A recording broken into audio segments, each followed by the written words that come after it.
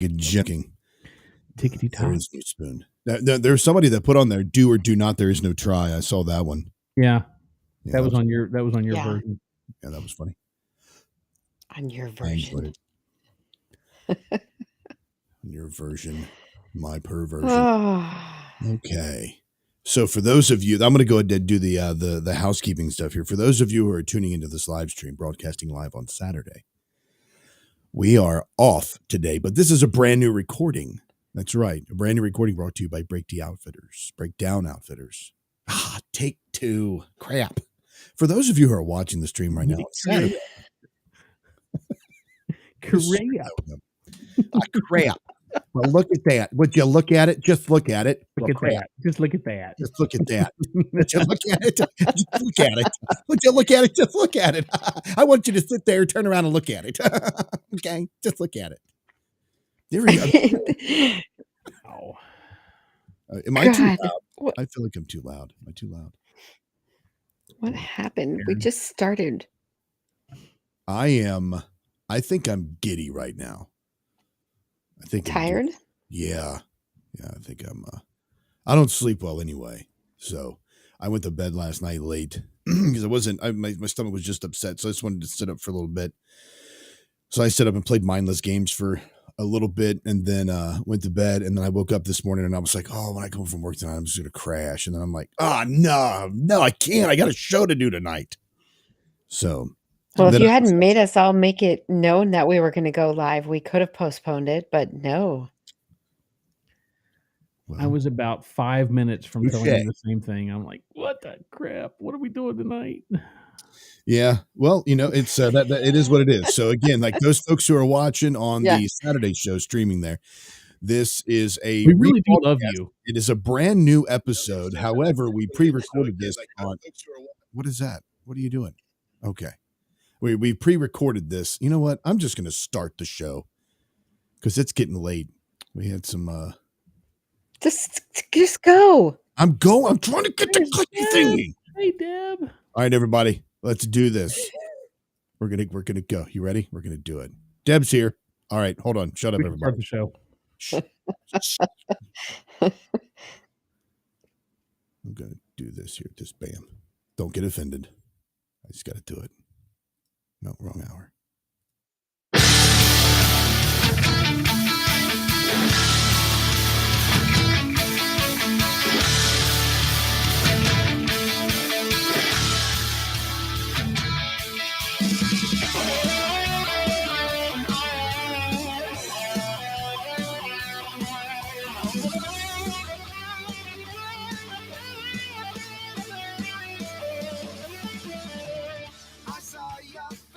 Welcome to the Breakdown, everybody. This is Aaron Barker broadcasting from an undisclosed location deep behind enemy lines, asking the questions that get you kicked out of Bible study and sent to therapy. Thank you all so very much for the opportunity to be in your vehicle, office, residence, warehouse, farmhouse, henhouse, outhouse, or doghouse, wherever it is you may be listening to the Breakdown today. Very excited about this show. A lot of stuff coming up to talk about tonight. They say it comes in threes. The metal gods have put the lick in this band's name, and a woman who really hates to shower. All of that coming up and more. You can be a part of the show if you head on over to breakdradio.com. Click on the mic in the bottom right-hand corner. Leave your sound off. We'll make you infamous by playing it in front of the ones and ones of listeners right here on the Breakdown. And as always, with me on the program is the lovely Misinformation herself, Erica Sauer. Good evening. Good evening. Good morning. I'm sorry. Good morning. I got to get this pre-record thing down. And look, I'm not doing well. And then, of course, the bearded pastor himself, Bryan Jackson. Good evening. What is up, people? How's it going? I did it again. Oh, big stuff happening, y'all. I mean, it's only been a couple of days since the last time we did this here, so we're just running through. We're going through the motions right now, and just like doing the intro to get to all the big stuff. Any exciting things happening in your week so far? No, pretty clear here. Okay, that's awesome. Thanks for jumping in there, guys. I appreciate that. Get airspace there, Erica. Right. Yeah, just leave us hanging there, Erica. That's all. Just. Yeah, just. Well, I have a problem to report.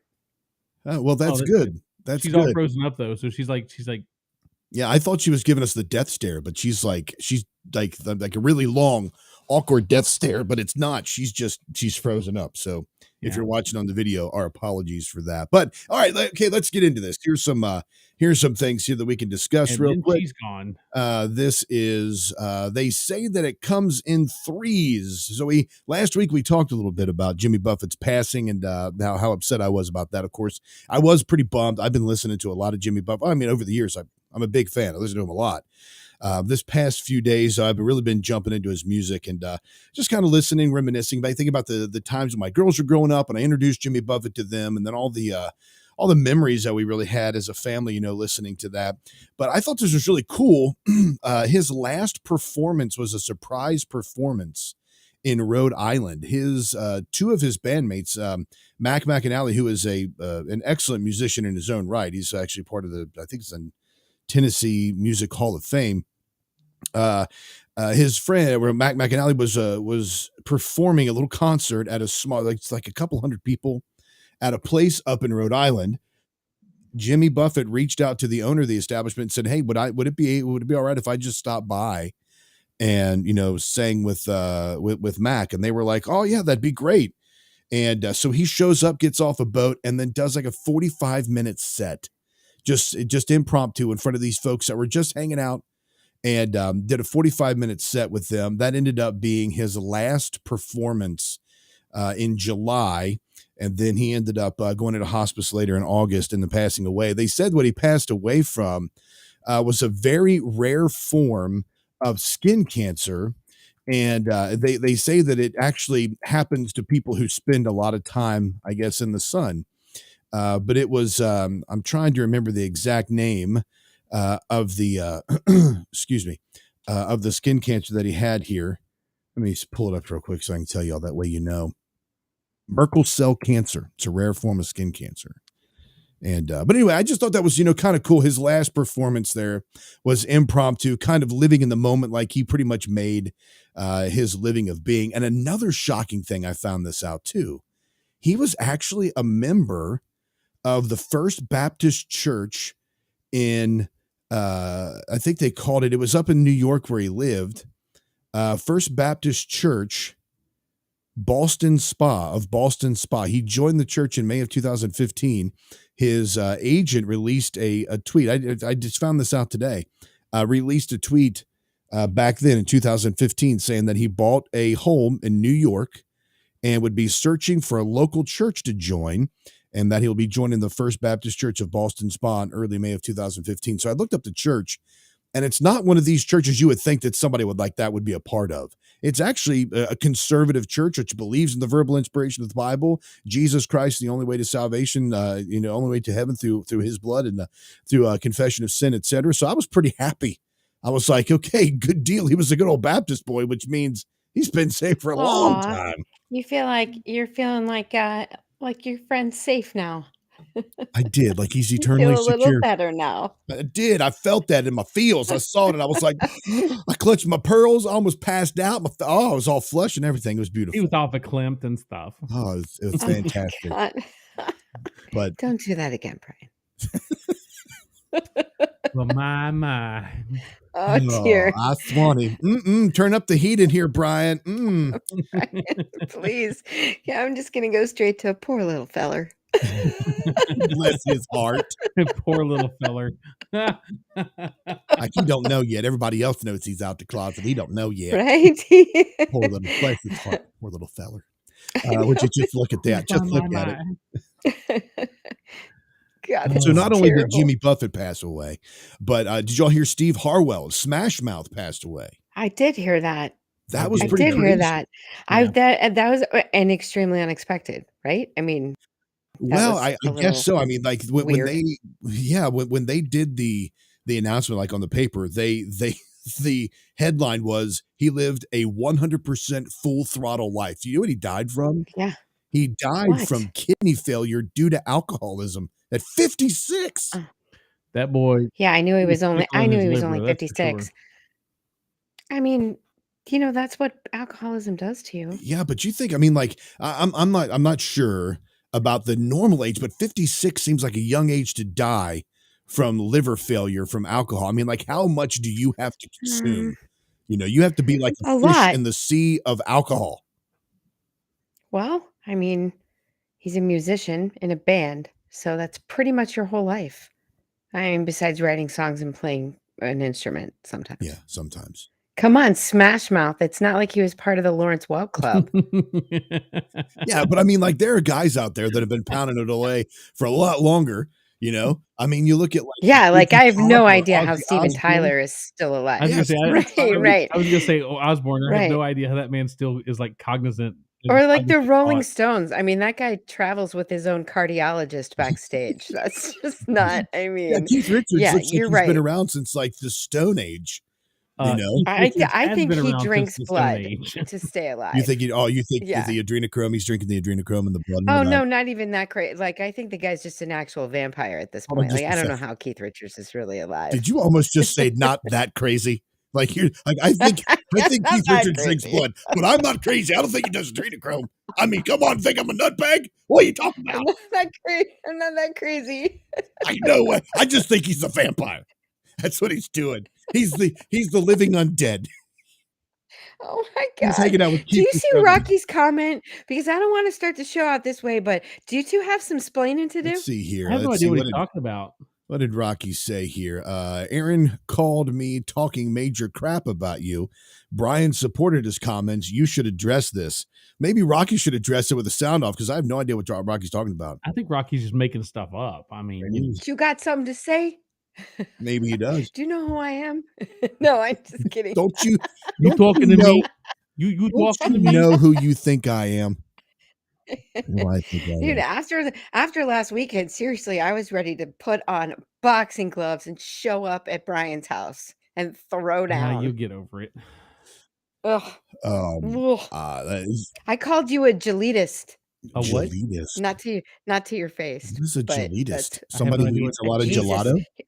A Jesus elitist. You were being a gelitist. Oh, last week? Yeah. Oh, man. Yeah. I played that I did a replay for that just so show my wife. She was doing some running around with my daughter last weekend while the show was on. So I was like, you all have to see how Erica just ripped up one side of Bryan and down the other. Like, it was like a piranha. Bryan looked like one of those 80s movies when he got into the lake with a piranha and he got out and like the lower half of his body was gone.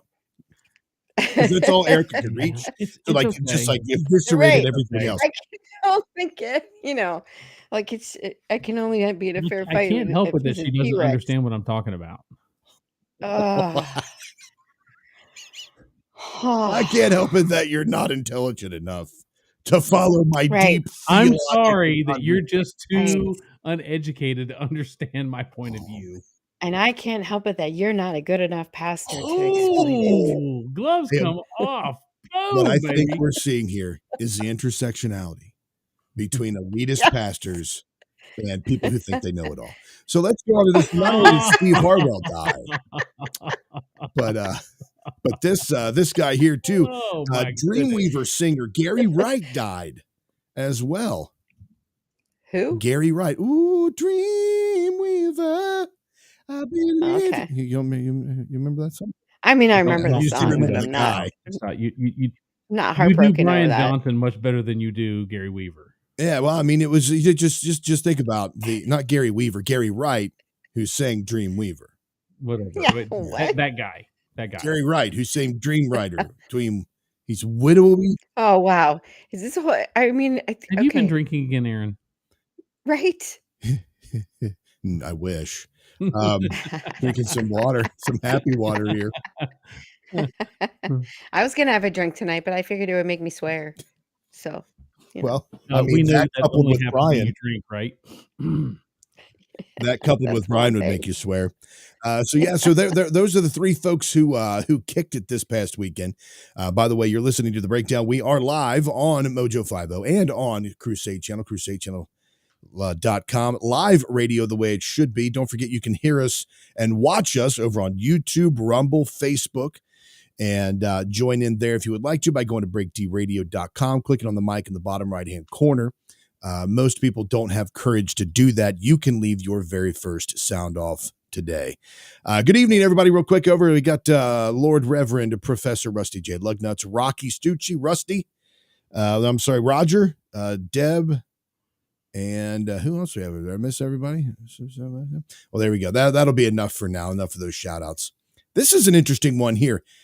I thought it was funny. I'm going to go ahead. I'm going to pull this up because you'll have to see the way these people look. I saw this and I thought, maybe this is fake.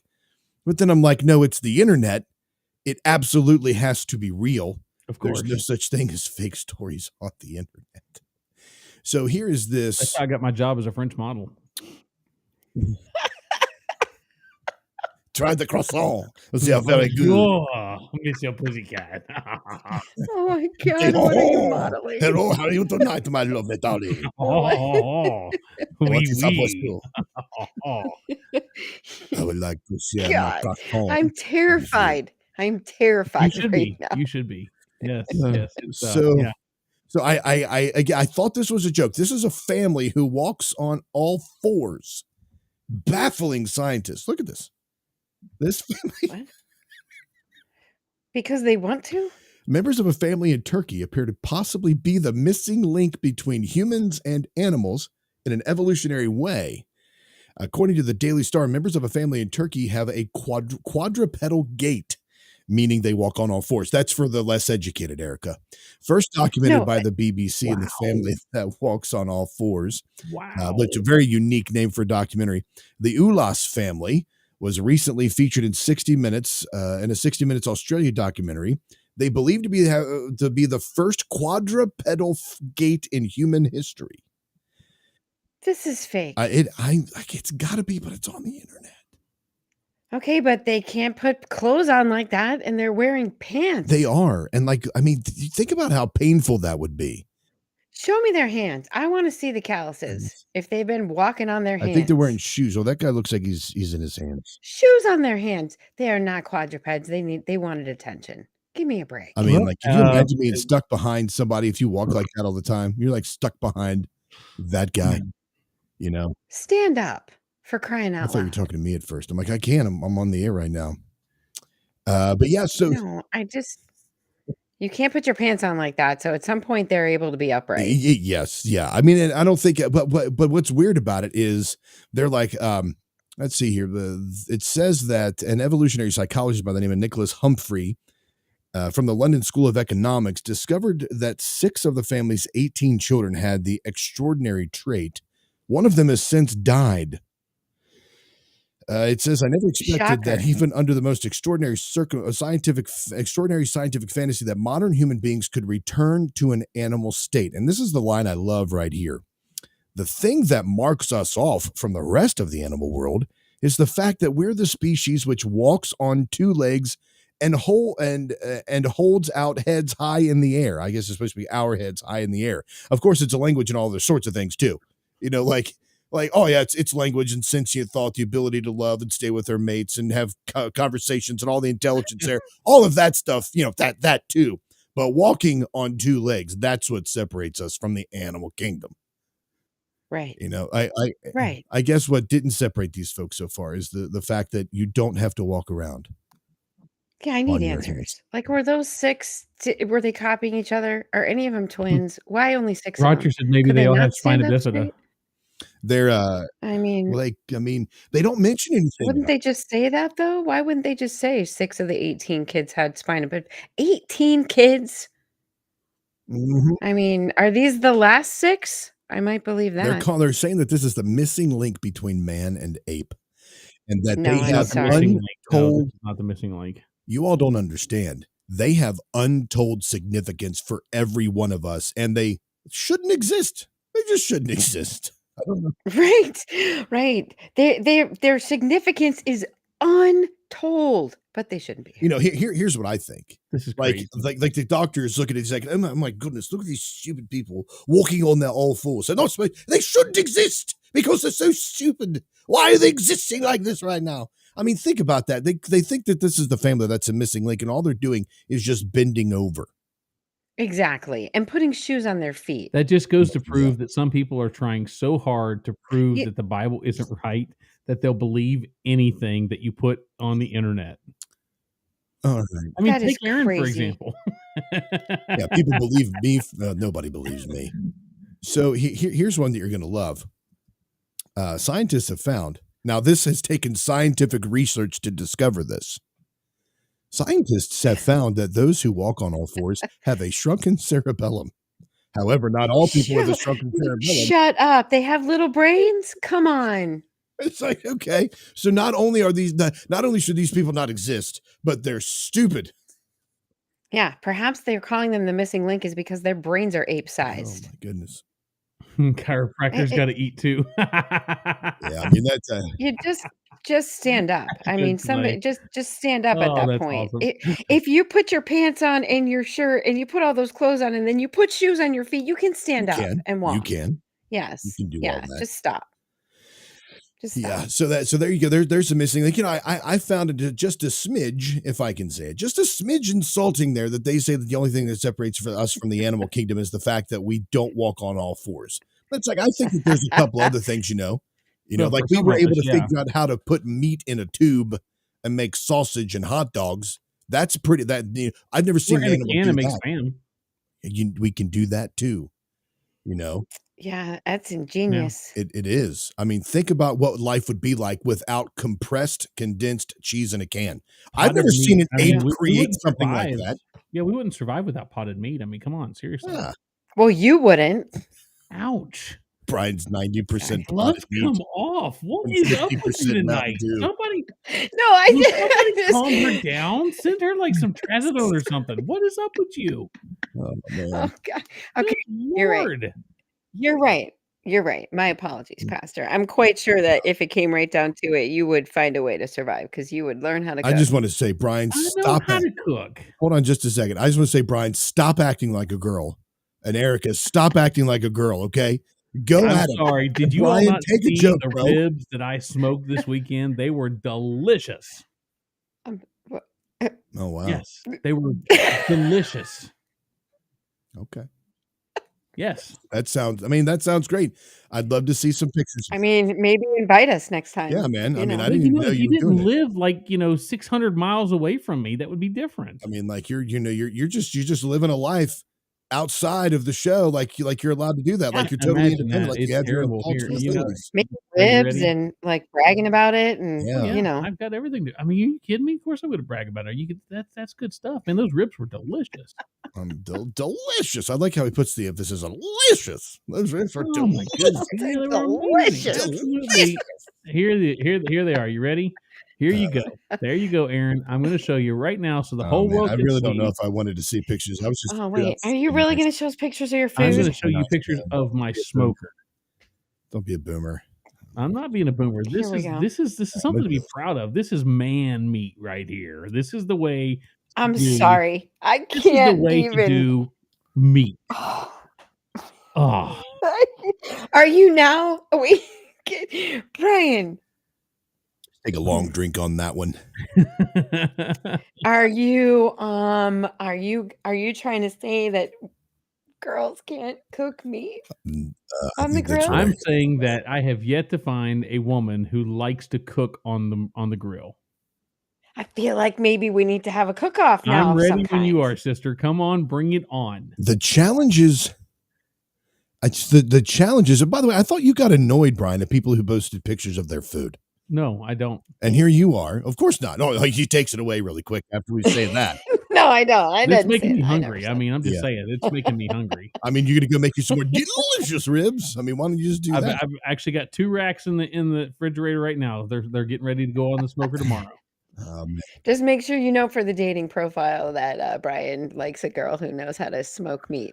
Let's just make sure that we add that.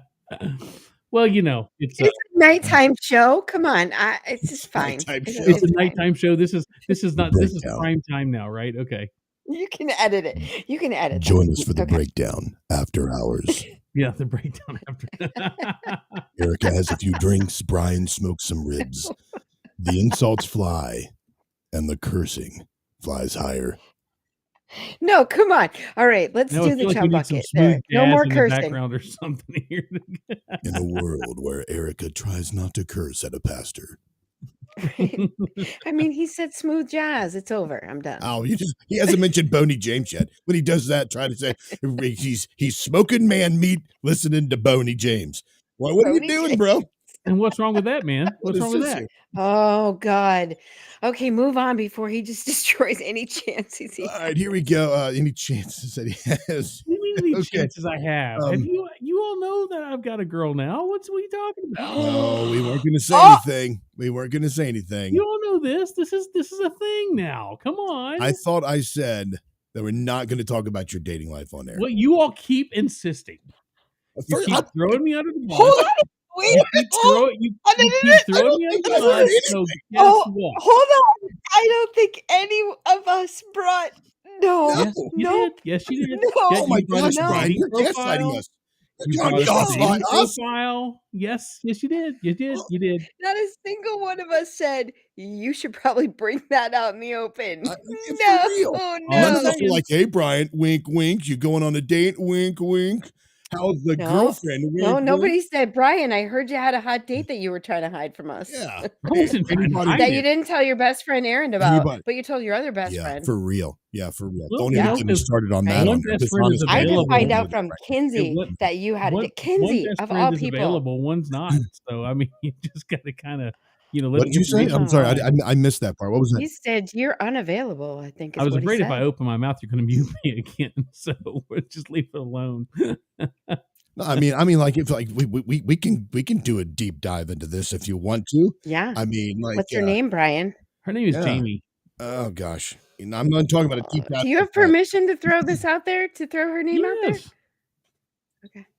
Okay. Keep my name out your mouth. Out your mouth. You're gonna see like this big, huge cosmic slap come at Brian right through the like if the impossible space-time continuum is broken by her hand all the way from her city. All right, folks. This is amazing. We're gonna take a quick break. When we get back, we're gonna find out just how bad a woman did not want to shower. And this is really bad. Plus, the metal gods have put the lick into this band's name. Keep it locked in right here on The Breakdown. Heaven forbid, please, somebody put something else in the chat room besides Brian's girlfriend.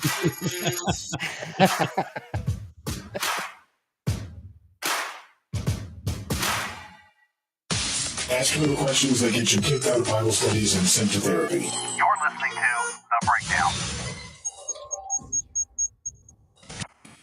Hi, it's Doc Thompson for Matthew 25 Ministries. Matthew 25 Ministries is one of the few charities I'll actually endorse because I know them. I've worked with them, and I know almost all of the money that you donate goes to help people. Go to m25m.org, m25m.org. Fast Track Student Loans can get your student loans out of default, stop any wage garnishments, stop collection calls, and stop seizure of your tax refund. Give yourself a break. Stop the stress and get your student loan payments down to as little as $25 a month based on what you can afford to pay. 800-709-4395, 800-709-4395, 800-709-4395, 800-709-4395. Why have thousands of aspiring authors teamed up with Christian Faith Publishing to publish their book? Because Christian Faith Publishing is an author-friendly publisher who understands that your labor is more than just a book. We provide authors freedom and flexibility throughout the publishing process, professional book editing, award-winning design, and some of the highest royalty structures in the publishing industry. And as always, you will retain 100% of the rights to your book. I was looking to find a company that I could trust, one that assisted in the editing process completely. The most important qualities that I was looking for was a publisher who was honest and upfront, no hidden costs or fees, and owning the rights to my own work. Christian Faith Publishing will publish, market, and sell your books in all major bookstores, online booksellers, as well as specialty Christian bookstores. Call for your free author submission kit. 800-978-4812. 800-978-4812. 800-978-4812. That's 800-978-4812. What? Didn't see you there. I was busy eating this delicious meal from preparewithmojo50.com. You look hungry. Do you want some? Of course you do. Get your own. You can go to preparewithmojo50.com. That's preparewithmojo50.com. You can't have mine.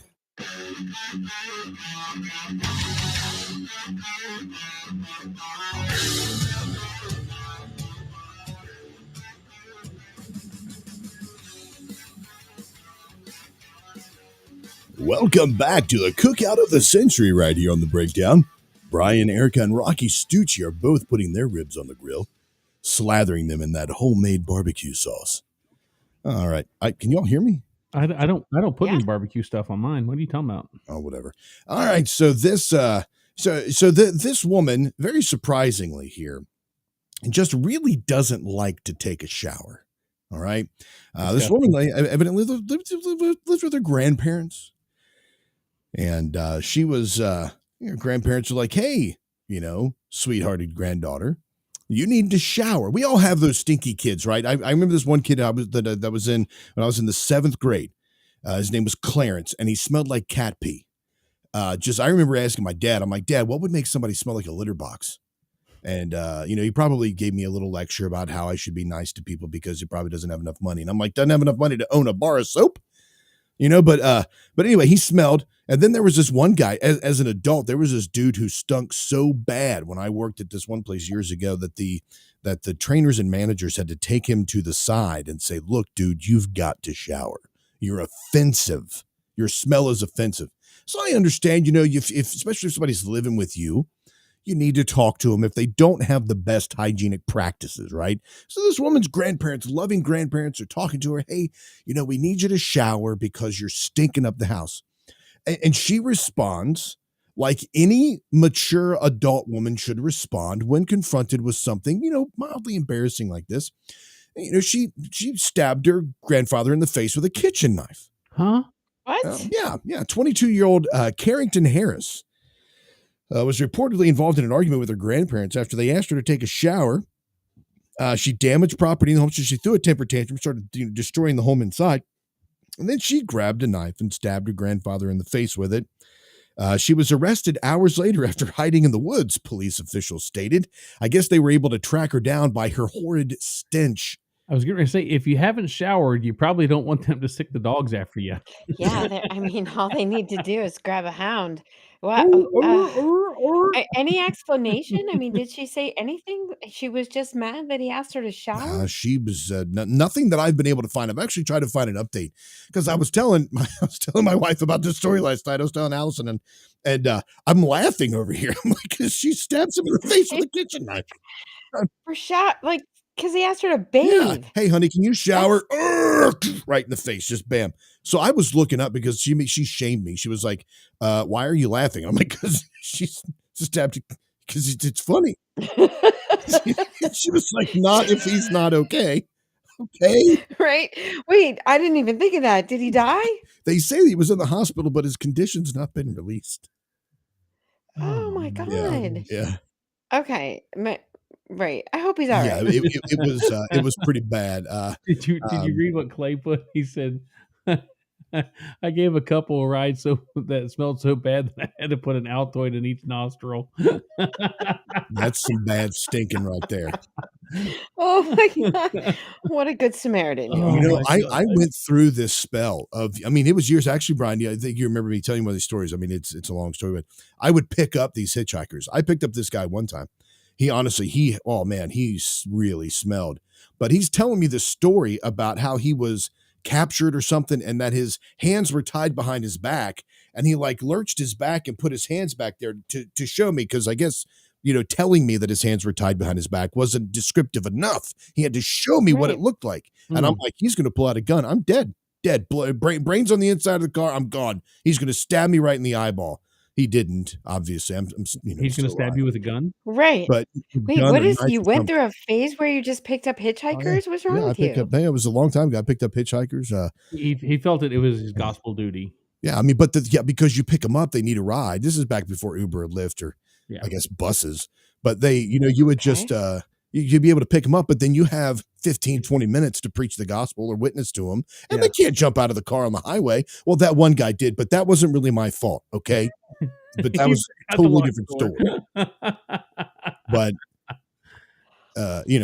I would still be telling that story if I hitched a ride and the person whose car I got into to preach the gospel to me for my entire ride, I would still be telling that story with my friends. So while you're I'd be in like, remember that time that guy picked me up? Go ahead and lock the door. Just safety first, right? It's like you're Like your parents warn you about, hey, don't pick up hitchhikers, and then the hitchhikers' parents are like, don't let preachers pick you up. Don't. Yeah, make sure Watch you out check them for that crazy Jesus sticker preacher. before Yeah, you get in the car. exactly. Right? Don't get any cars with any Jesus Krispies because they're just messed Right. up. Make Like sure. before you get in, just ask me like, are you a Christian? No. No, No. I mean if you lie and say you're not a Christian, so they would get in your car, and then you're like, hey, I was just playing. You're doing 70 down the highway. You're like, hey, I was just playing. Oh. Actually, If you lie and say you're not a Christian, you have bigger problems than the person getting in your well, car. it Just so wouldn't you be know. because I'm embarrassed. It would be because I need the opportunity to witness. You got to have that checkbox. I witnessed to one person. Oh, it's okay to lie. There's a If. few faiths out there where God, it's okay to I'm lie and get them learning saved, so right? many new things. Well, I'm just asking. I'm putting the question out there, hypothetically for a friend. If I say no, I'm not a Christian, get in. Right? No, not at I'm all. not a Christian. I'm a believer. Yeah. Oh wow. Yeah, there you Yeah. go. You could do that. It's Yeah, I not a know. lie. It's more deceptive than lying. I'm a Because you're like, I'm Christ not a Christian. follower. I'm a Christ follower. Oh, Now get in. Oh. Okay. now get. And Aaron's People start decided running. he's got his little bottle of This anointing weird guy oil. on the highway. He's I got a tried little to get bottle of him. anointing oil that he kind of splashes over at him. Like, oh! Throws it on him. Yeah. Now they smell like BO funk, but now they have like Walk out. olive oil too. B.O. and patchouli. You all could be a part of this like ridiculous conversation right now. Like go to breakthroughradio.com. Right. Okay. WWJD, now get in. breakthroughradio.com, click on the mic in the bottom right hand corner, and you can be a part of the show today as someone has done here already. Let's see who it is. Looks like Bree has left a sound off. Let's go ahead and take a listen to this. Let me make sure this is all set to go. Where are we? Yeah, we are. Here we go. Hey, Aaron, Erica, and Bryan. It's 3 a.m. edits. What's a creative way to witness to somebody who has a closed mind? Can opener. Can't. Oh. 3 a.m. edits. Sorry, I should have gone with her pseudonym. 3 a.m. edits there with that. Awesome, by the way. Check her out on YouTube. Has a fantastic channel over there. So what's the best way to witness to somebody that has a closed mind? Who wants to take this one first, Bryan? You or me or Clay? I'll let you take it first, and I'll springboard off. Yeah, we don't want the heretic to answer, so we don't want the heretic to answer. I mean, come on. Oh Catholic, man, so seriously. I mean, well, Erica, I mean, like this is an intellectual conversation. I'm the one with the closed mind. If you want to know how to reach the person with the closed mind, you should probably ask them. But go ahead. No, you tell me. Go ahead, Erica. I'd love to hear it now. Your input is greatly desired. I don't think it's even just faith-based. If you want to talk to anyone with a closed mind about anything, you ask questions. That's how you get to them. You ask questions. Fair enough.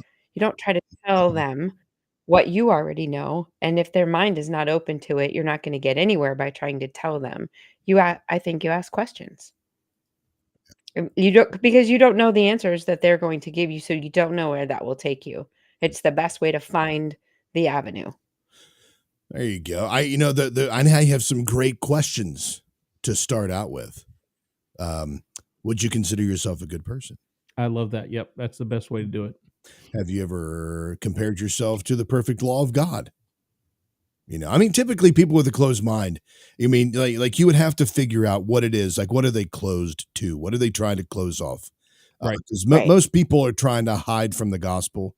Romans chapter 1 says that we suppress the truth and unrighteousness, which, our sinful minds, literally, not literally, but they purposely suppress the knowledge of God, because once you admit that there's a creator, once you admit that Jesus Christ is real, you have to admit the other side too, which is I'm a sinner and I'm going to be judged by his standard. So you would have to find out what they're closed mind about. What is it that's holding you back? What is it that you're having trouble with in believing? Why are you so closed off to this? Why are you so angry? But I mean, honestly, you can have that as an extended conversation. But if this is if you're just wanting to witness to them and share the gospel with them, asking questions, like you said, Erica, and Clay mentioned there about how Jesus did the same thing. Ask them, hey, would you consider yourself a good person? Have you ever compared yourself to the perfect law of God? What do you think a good person is? Well, here's what Christ says it is. Have you ever lied before? Have you ever stolen? Have you ever lusted after someone? Have you ever used God's name as a curse word? Those kind of things. Just go through, and then they actually answer those questions more than likely in the positive. Have you ever lied? Yes. You ever stolen? No. Well, then I can't believe you because you just told me you were a liar. You ever lusted after somebody of the opposite? Or have you ever lusted after somebody? It doesn't have to be the opposite sex. The Lord considers that adultery. They say, yes, I've done that. Have you ever hated somebody, been angry with somebody, so bad you want to hurt them? Well, that's considered murder, in the eyes of Christ and the law. So they're actually answering the questions and by their own testimony condemning themselves. And then you let them know, hey, when you stand before God on Judgment Day, He's going to judge you based on the righteousness of His law. And if you are found guilty, you're going to be sent to hell. Does this concern you at all? And then they can say, well, not really, because I do this, or they can say, oh, wow, I never thought about it like that. And then you just kind of go with it from there. But yeah, absolutely. Ask them questions, find out. And you have to determine the type of relationship you're going to have with them as well. Are you going to be working with this person on a daily basis? Is this a one-on-one hit and take off, kind of like you're out on the street doing personal evangelism and you don't know if you're ever going to see the person again? Is this somebody at a family function where you're going to have limited conversation or limited contact with them? You have to look at it like that, because if this is a long-term relationship, you want to plant the seeds of the gospel, but you also want to be, you want to be able to continue to have that conversation. Right. And so that they keep coming back to you and asking questions and inquiring. And you always want to do all of this with kindness and grace in your hearts. All of our words, seasoned with 100%. salt, that we may, impart grace to those who are listening. And all of that has to be done with love and kindness, because what's the point if we're being turds? Right. I think I would add to that, Aaron, not only asking the questions, but, again, one of the most important things is, like you said, identifying that relationship. Is, where is this going? What is going to be my sphere of influence with this person? Is this my 5-minute elevator speech that, that I give and I sow the gospel and move on? Is this going to be an ongoing relationship where it's something that I'll be able to answer their questions or spend time doing deep dives into their questions if they answer those questions? And then also, one of the things I also challenge people to do, especially new Christians or new converts, when they're trying to witness or share the gospel, is don't get too tangled up in demanding that they make a decision for Christ. Your job is to share the gospel. Your job is not to win the convert. Your job is not to argue them into a conversion or into a decision. Your job is to share the gospel, do it in a loving manner, do as much as you're able to do at that point in time, and then be able to walk away and know that you've done your part, and now God has to do the rest. And I think that's a huge thing that we've got to remember when we try to do evangelism. That's a huge part of it. For so many years, I was always like, am I going to say the right words? Am I going to answer questions wrong? And then there was a fear of man in there that I'm going to look stupid in front of people. I'm not going to say the right thing, and they're going to laugh at you. They're all going to laugh at you. But then, but honestly, and Clay mentioned it and you mentioned it too. Successful evangelism, as Clay said, equals faithfulness. Pray and trust God to water that seed you planted as He sees fit. That's absolutely correct. Because when you trust in the sovereignty of God, then you have no other. I mean, like it's comforting. If you could do a job where all you had to do was just go out and share the information, and you didn't have to worry about return on the sales. You didn't have to worry about ROI. You didn't have to worry about anything. You just went and spread the message of your product, and the president of the company took care of everything else. That's exactly what evangelism is like. Your job is to spread the seed, to sow the seed to as many people as possible. And like Paul said, I planted, Apollos watered, God gave the increase. Right. There's going to be people like, because the seed that you plant in someone's life could be watered by another Christian later on. And then 15 years later, during a sermon at somebody else's church, a pastor's preaching a message and they're convicted by the Spirit. But it all started with with that gospel seed that you planted with a gospel tract, which is so easy to give out. Well, and the other thing, Aaron, is that especially with somebody like 3 a.m. edits, she sounds young. I would highly recommend her if she wants to get into evangelism, if she wants to learn more about this. There are some really cool resources out there, namely the School of Biblical Evangelism that we talked about before, which is kind of the model we just went through. But there's a lot of really good evangelism tools out there that help prepare a person to be able to go out and answer those questions or ask those questions on the fly. And actually they give, practices, and they give you like standardized objections. These are the things that people say the most when you ask about this question or that question. I mean, it's something to be prepared. I think that if there's one thing that the Bible teaches us is that we need to be ready and instant in season and out of season, but we also need to be ready to give an account for the hope that's inside of us. So it's something that we need to have we have to have skill in knowing, number one, the word, knowing, number two, how to approach people, number three, knowing when that limit is, and knowing that, like you said, just planting the seed or sowing the seed and moving on. And number four, don't be surprised when they actually ask for more information, or I've had the awesome opportunity to lead some people on the street to the Lord. I've told this story a couple of times. I don't know if I've ever told it on the air or not, but there was a young lady. We were at a public place in Northern Kentucky, and we did the whole, are you a good person? Answer these questions, and then, you get $20. And she came up, and her boyfriend was with her, and they were kind of, at first they were kind of poking fun at us, and kind of being a little jovial or whatever. And then I started going through this, well, would you consider yourself to be a good person thing? And by the time we got done, and again, I wasn't pushing for any kind of, decision or choice or, say these words or whatever, but we got done, and I just said, hey, thank you for taking the time. I gave her the $20, and I handed her a gospel tract, and I said, if you have any questions, we'll be right over here. And I remember as I started to turn away from her, she put her hand on my shoulder. Now, the whole time, her boyfriend was laughing at her and calling her an idiot and telling her that she was stupid for even talking to us.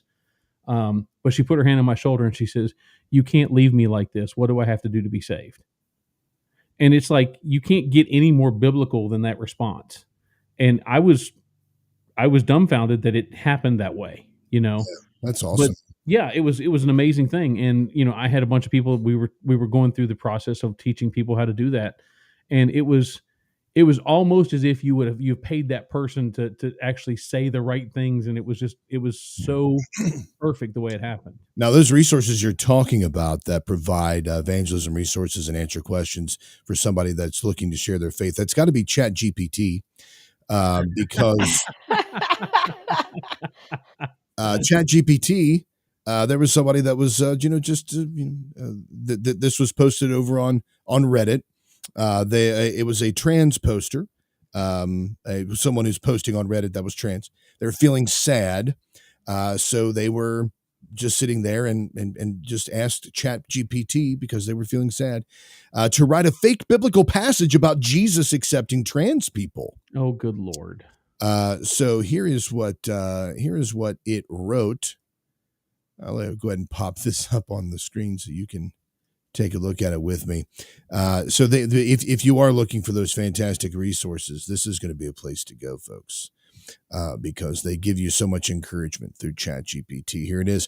And a woman whose heart was divided between spirit and body came before him. In quiet despair, she asked, Lord, I come to you estranged. My spirit and body are not one. How shall I hope to enter the kingdom of God? Jesus looked upon her with kindness, replying, My child, blessed are those who strive for unity within themselves, for they shall know the deepest truths of my Father's creation.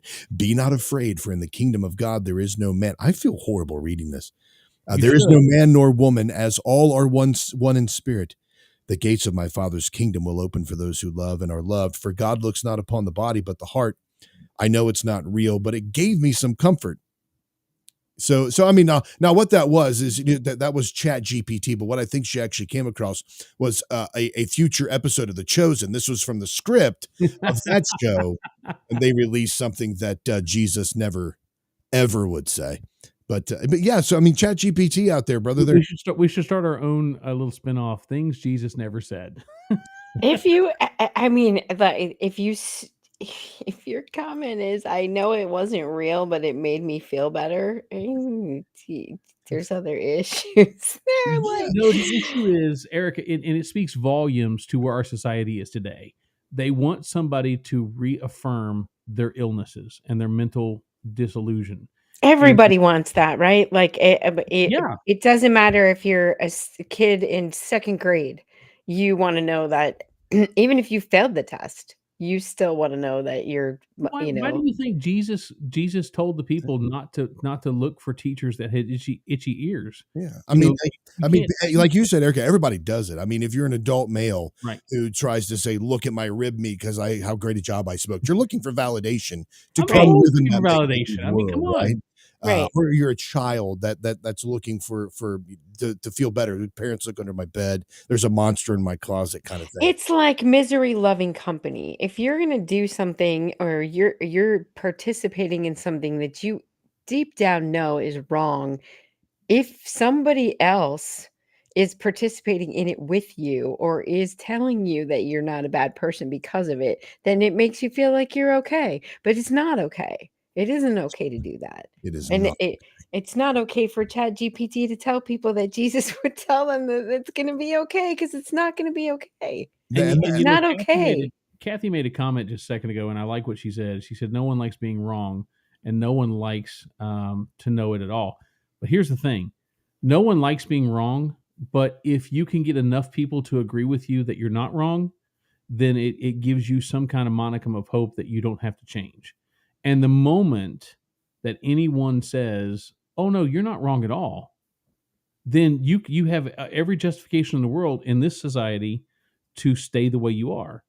The problem that we need to get back to, or the solution that we need to get back to the world's problems is that you have to tell people they're wrong, because there are things that are right and wrong. Chat GPT actually is that I also, now this is Ask AI. I have Chat GPT and I have Ask AI. This is, I asked Chat GPT Ask AI. Egads, I'm trying to get it right here. I asked Ask AI to tell me a joke about Jesus. This is what it showed me. It said here, here's a lighthearted joke. Why did Jesus refuse to play cards? Because he was afraid of getting nailed to the cross. That's such a lighthearted joke. What? Yeah, for real. And then now, but I asked it then, tell me a joke about Muhammad. I get this response. I apologize, but I cannot fulfill that request. It is important to approach religious figures and cultural sensitivities with respect. If you have another non-offensive requests or questions, I'll be happy to assist you. God, you're so offensive, Aaron. I mean, Jeez. wow. I mean, I can't. Yeah. Now- Obviously, if this is an example of how it's only as good, the information that's coming out is only as good as who's putting the information in. All right. Right. Yeah, That's and ridiculous. It is, and it's also it's a very, now since we are talking about AI, I wasn't going to talk about this till a little bit later, but it's coming up. We have time in this segment to hit this real quick.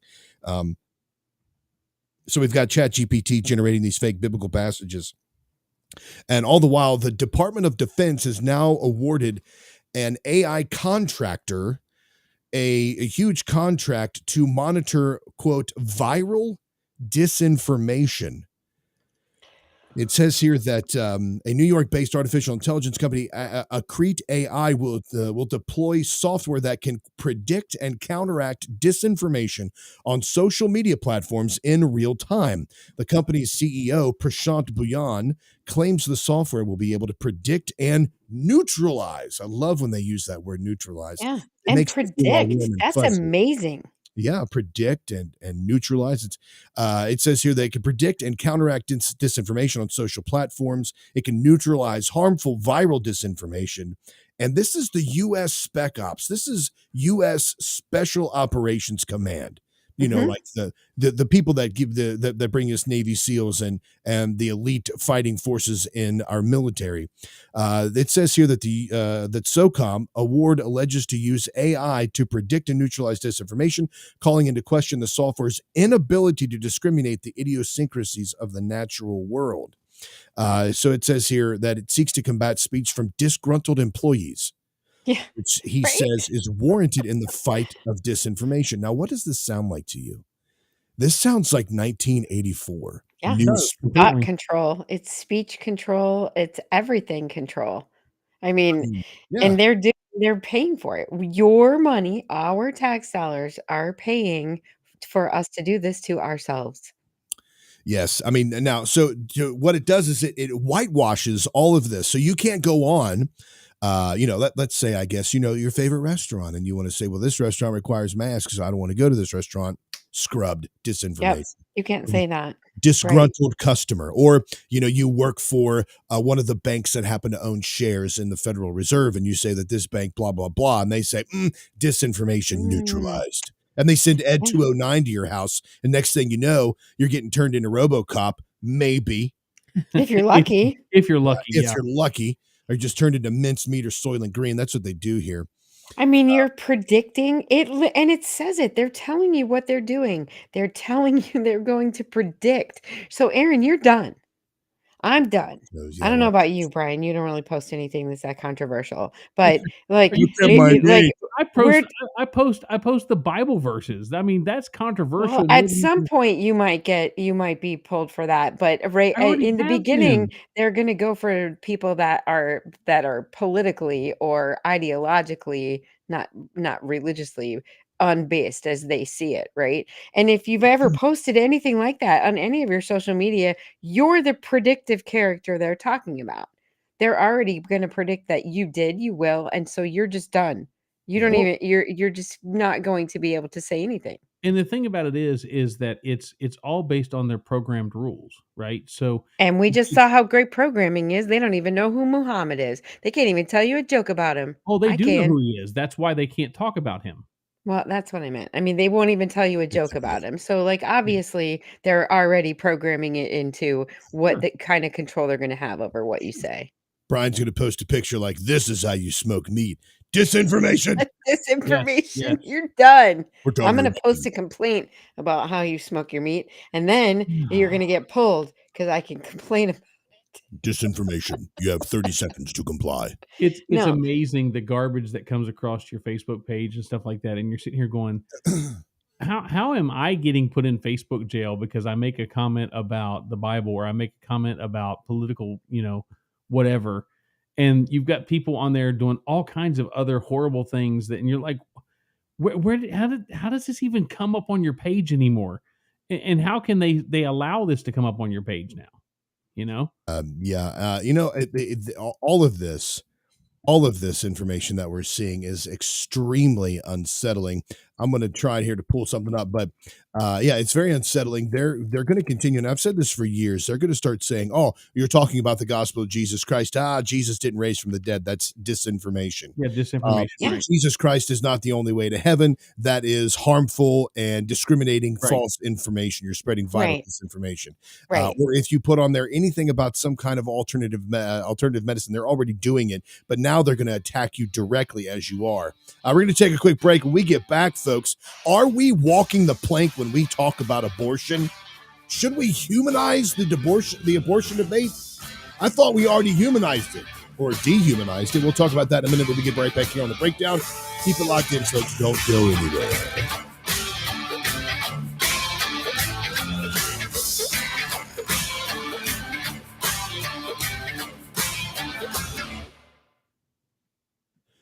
All right, Deb, if you're listening out there, I saw your question earlier. We'll hit that when we get back from the break, too. So make sure you remind me if I don't hit it in the first segment.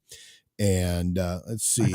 I hope Clay's still hanging around because this abortion thing is going to get his dander up. I saw him and I was like, oh, man. But he was here. What's that? I haven't seen him in a minute, but he was here. Yeah. Hey, reach out to him, Brian. Let him know. I saw him there and I was like, oh, man, I hope he hangs on for this. Because I'm going to be talking about this in just a minute. So reach out to him, let him know we're going to hit that.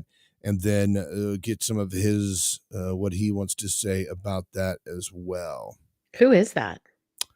Pastor Clay Hall. He's from a Baptist church down in Paducah. Actually, he's a friend of Bryan.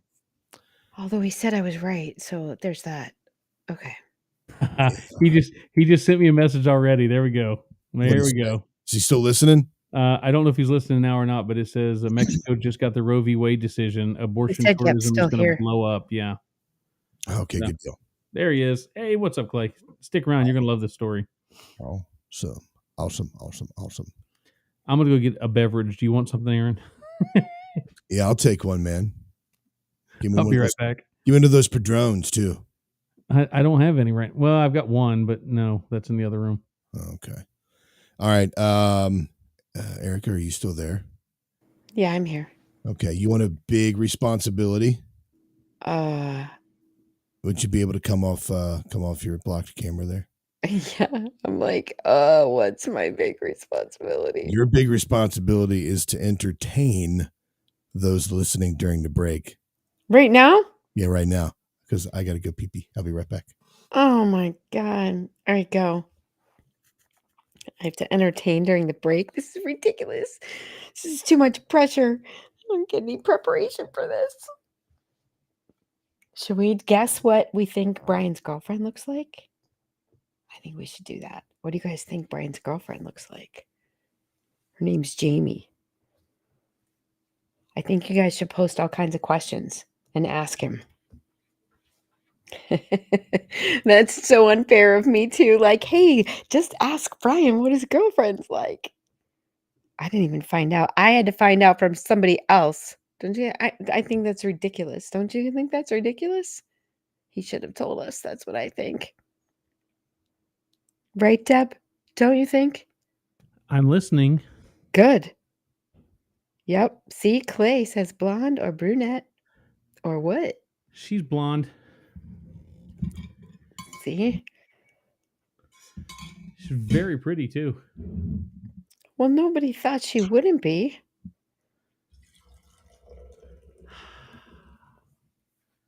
I'm supposed to be entertaining them. My thought was, but you left me by myself to entertain. Well, let's talk about Bryan's girlfriend. You ready? Here we go. What? Come on, this is not ASMR. You're going to put everyone to sleep. What is that? It's Mountain Dew. Oh, okay.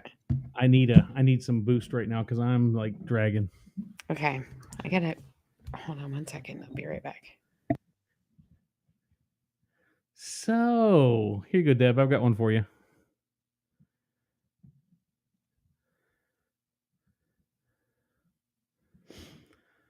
Oh man. Bryan's girlfriend is not a redhead, right? No, why would you say redhead? I don't have anything against redheads necessarily. She's not a redhead. You know what else I just learned? If I ever start dating anybody, I'm not telling anybody on the show.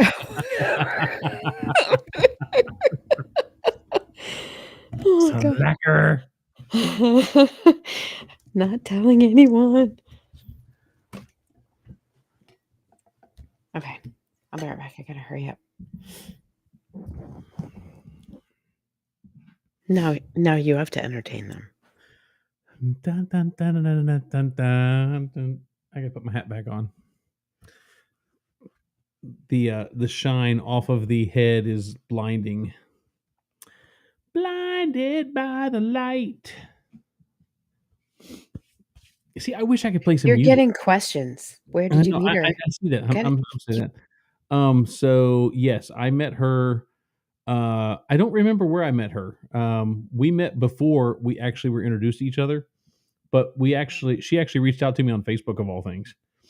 Not Facebook dating, by the way. But she reached out to me on Facebook.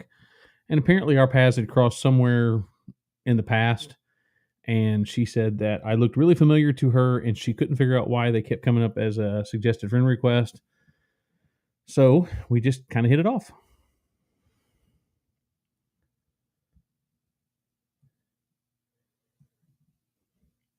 The only bad part about it is I'm excited for you.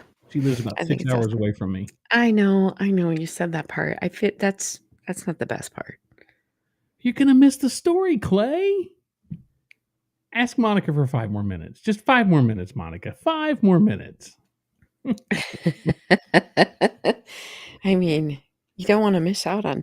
Who wants to miss out on the abortion story? Exactly. Hey, Clay is Clay. He does his part for the fight against abortion. That's for sure. Got to give that man props. He does some really cool stuff. Yeah.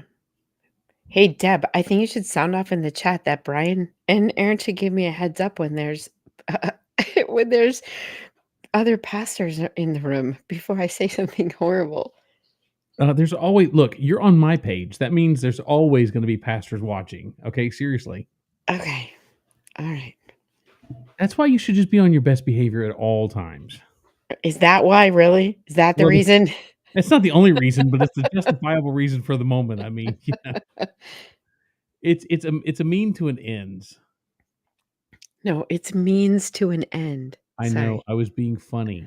Okay, thank God. I was like, no, we're not going to do that, are we? I was being funny. It's funny. Okay. Ha, ha, ha, ha, ha, ha, ha. You have to explain it. It's not funny. Well, it's just because she's not educated. It's just not there. She just didn't why? Is this really where we're going to go? Because I'm not going to start defending that at all. Oh, that's funny. Okay. You're gonna. I thought about something while I was while you were doing that, Erica. While you were I was entertaining trying to the talk about audience. Bryan's girlfriend, but then he came back. I was thinking we're gonna have to do something to have to overtalk 66 hours, 6 minutes, and 1 second. Oh, I can talk by myself. I mean, I hope that over 66 hours and 1 second, I would have more in front of me to go off of. But yeah, I'm going to tell you right now, we're going to be consuming large amounts of caffeinated things.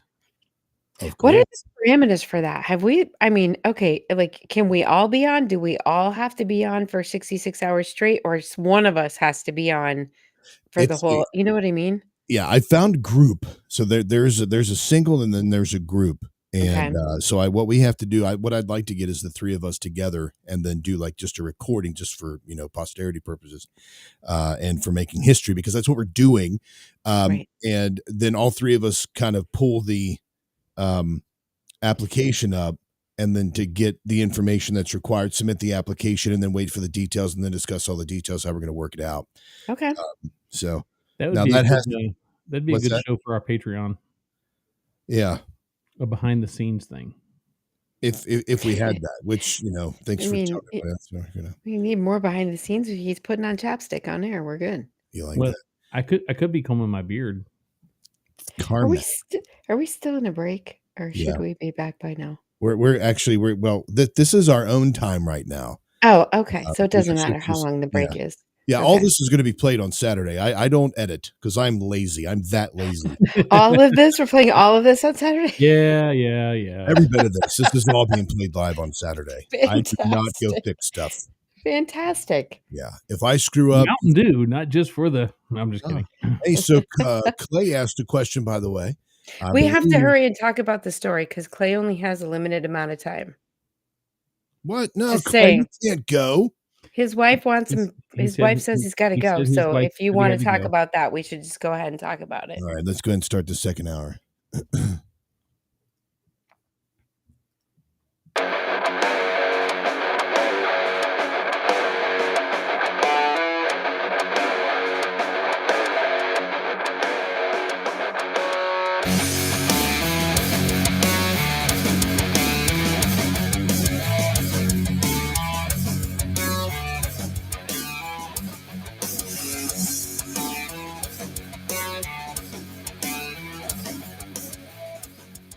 Welcome back to the breakdown, everybody. Thank you so much for staying with us. Moving along right now. Don't forget to go to breakdradio.com. Click on the mic at the bottom right-hand corner. You can leave your sound off as 3 a.m. edits is already done for this evening. And I I just got an offer for somebody to edit the show for us, by the way, which is that would be amazing. So let's see here. So as we were talking before we went to the break, we were talking about this interesting story here about whether or not the Conservative Party is walking the plank with voters over abortion. This says here, Representative Nancy Mace. Now, if y'all remember, Nancy Mace is the one who is not married, but living with her, or at least staying overnight sometimes, with her fiance. She admitted this at a prayer breakfast, that her fiance wanted a quickie in the morning, but she had to tell him no because she had to get to the prayer breakfast. I'm glad that she decided to forego fornication in the morning before the prayer breakfast, and then figure out a better time to sin, a more convenient time for her to break the commandments of God. But she says here, Mace has often criticized her fellow Republicans over what she calls extreme stances on abortion, particularly when it comes to victims of rape and incest, in addition to protecting the life of a pregnant person. Now, I don't know if Mace said pregnant person or if that's USA Today's insertion of pregnant person. But she says, as a Republican woman today in 2023, this is a very lonely place to be, because I feel like that I'm the only woman on our side of the aisle advocating for things that all women should care about. No woman wants to go to the doctor and make the decision that she's going to have an abortion. That's actually a hasty generalization, logical fallacy, because there are videos of women, and Clay Hall can probably tell us about some of those women as well, that are gleefully entering into an abortion mill to murder their unborn child.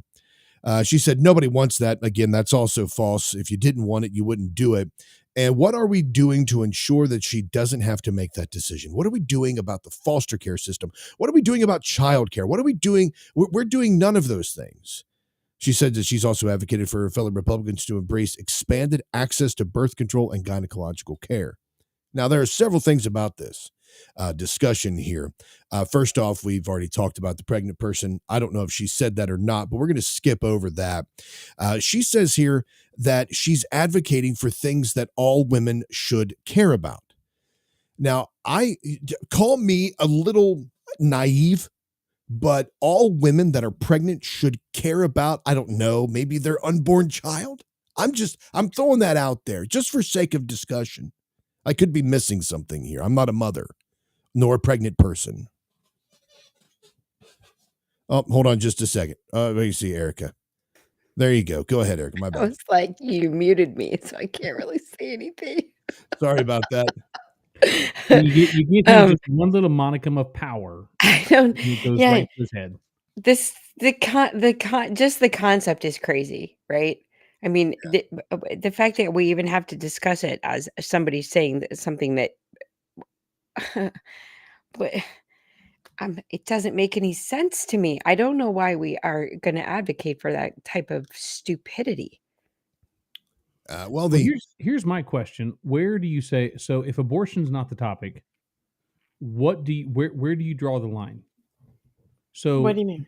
Well, so if abortion is we're walking the plank when we talk about abortion, and we talk about that's killing a baby, and we talk about whatever the woke left wants to say we're walking the plank on. If that's the case, then where do we go with what topic is okay for us to discuss and say, look, this is morally wrong. We can't go here. So we can't talk about trans people. We can't talk about gender identity. We can't talk about murdering babies. We can't talk about the crime issues. We can't talk about January 6th. We can't. What is the argument for the abortion is the one we're walking the plank on? Why is that the one? Why is that the one that's going to send us over the edge? What's the one? Why is that? Why is that the one that's going to send us? I think that should be one of the initial things that the very fact that it is the sanctity of life, and they're the image bearers of God, and all of the other great moral arguments that we make. I don't know how any of us could say that that's going to put us over the edge. That doesn't make any sense. Well, the reason that they say this is because in post Roe v. Wade, where many states had immediate laws that went into effect as soon as Roe v. was overturned, that outlawed abortion outright. That's an extreme stance to take, because she has the rape and incest provision in here. or the rape and incest exception she has in here. She says this is what they always throw out, but what do we do about people that are victims of rape and incest? Well, the same thing that we would do in any other situation. We search for the rapist, we try to bring them to justice, but we don't punish a child, we don't murder a child because of the sins of their father. Right. And then in the incest situation, the same thing. A child was conceived either via consensual or through molestation. A child was conceived there, and that's a horrible circumstance. That is a child that was still created in the image of God in that woman's womb. So regardless of how it happened, we can't murder children because of that. So to say that there's an exception to rape and incest is to say that you're not pro-life. Because if you're pro-life, you would advocate for life regardless of location, regardless of age, regardless of viability, regardless of parental history. Right. We have to advocate for life because of all of those things. And there's a lot of that. I mean, I have a problem with, I don't think people, maybe I'm jumping off track, but you can't be pro-life and pro-death penalty. I disagree. Yeah. Are you gonna have like one of those little change my mind signs pop up? No, not at all. I don't. I just think I think you're right. That's what I'm saying. It's absolute. Pro-life is pro-life. You can't be pro-life unless there's rape, or pro-life unless there's incest, because then you're just saying that's a horrible thing to happen to somebody, and you can't be responsible for saying, I'm sorry that happened to you, but you still have to shoulder the responsibility of having this child because it's not the child's fault. So because you don't feel like enforcing that type of position, you're going to say, well, abortion is absolutely wrong unless this happens. I don't think that's pro-life. So I think we ought to go back to this, Erica, just not trying to start an argument or fight, but the Bible is very much anti-abortion, pro-death penalty. So I know. I know that it talks. You can explain it.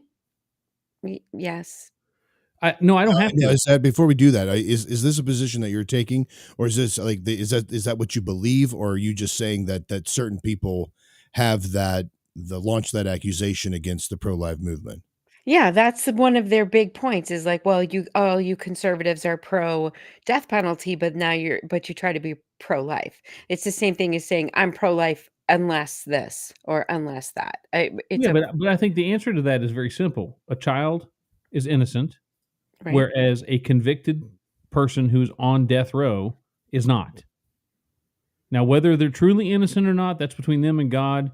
Whether they're guilty and they're riding the rail because they got railroaded, whatever, that's between them and God. I'm saying that. I mean, yeah, we could go way off on that one, but one represents true innocence and one represents the epitome of guilt. And so you can't except that you just said whether the person is really guilty or not. That just for us to determine. We can argue the history and we can argue our justice system. And I believe I think it was Jefferson. He made the comment that it was better for one innocent man to pay the price of guilt than for 100 guilty men to go free. So what you said there, Bryan, about are they really guilty, that kind of thing, and you brought that into question, Erica. Here's what I think: because our justice system is flawed, you follow the system of justice, and if one person is given the death penalty and they were actually innocent, you take one for the team. Right. You do it for you don't have to tell me. I think there should be firing lines. I still think there should be public hangings. Okay, so you don't have to tell me that I'm pro death penalty and I'm pro life. I know that it's possible to be both, but you're gonna get the argument from it's a wishy-washy version of it. Like it's a half pro life. What do you even call it? Yeah. You're either pro life or you're not. Exactly. And those are the decisions. Those are the statements she's making. But in this post-Roe world, with all of these different laws that are going into effect now to protect the life of the unborn, there are people that are advocating for equal justice or equal application of the law. So if a child, that's a 3-year-old, 4-year-old, or 6-month-old, whatever the left considers viable, is brutally murdered, Mhm. then or brutally murdered or just murdered, whatever you want to look at it like. If that child is murdered, we go after the murderer with the full force and scope of the law to apply proper justice and punishment to that child or to that person. Equal application of the law in this situation would mean that if a woman has an abortion, that the woman can be charged for murdering their child, as well as the doctor, quoting fingers, the abortionist, as well as those who are providing assistance in the abortuary, as well as those who book the appointment, as well as those who pay the bills and keep the lights on at the facility as well. I mean, so you're equally I don't know applying the how law. far you can go, but we already have a jurisdiction we already have case. I'm so tired. Case law. There's already, what do you call it when you already have an example of it? Precedent. Thank you. Of someone murdering a pregnant woman and they're charged with 2 counts of murder. But the We already difference, have that. but the difference is when a woman chooses to carry a child to full term, that's when it becomes murder. If a woman chooses to have an abortion, it's not murder, because the woman has chosen. So in some skewed liberal ideology, the woman's choice to carry the baby to full term or not is what determines personhood and right to life. Well, there's a new movement, and I think it was in That's Columbus, Ohio, that there was insane. another white cop shooting a black person. This young lady was shoplifting, and she was 6 months pregnant, but she Mhm. was shoplifting alcohol. And not only did they try to stop her, but when the police officer got in front of the car, he tried to the lady tried to ram him with the car. He ended up shooting one shot into the car and killed her. And it also killed her unborn baby. And the protesters are arguing this is an unborn baby. And one of the commentators that I listened to today said, "Isn't it amazing that when they want to make things look really, really bad, they It's an call it unborn an baby. unborn baby? But Right. when they want to gloss over the fact that this woman was 6 months pregnant and was going to get drunk, and, that was the whole purpose of her shoplifting, was so she could go home and get drunk with her other 2 children at the house, then it's not it's an issue that it's not about the whether it's a fetus or whether it's a baby, because they're just trying to make a difference." Am I the jerk here that looks at that and says, you shot a woman essentially because she was stealing some alcohol? No, No, because she was trying to run she was you trying over to with run a him car. over. Yeah, she was Because trying he to run was him over with a chasing car. her because she stole some alcohol? Right. I mean, let's walk it back. A woman stealing alcohol, grand scheme of things, you got cameras all over the place.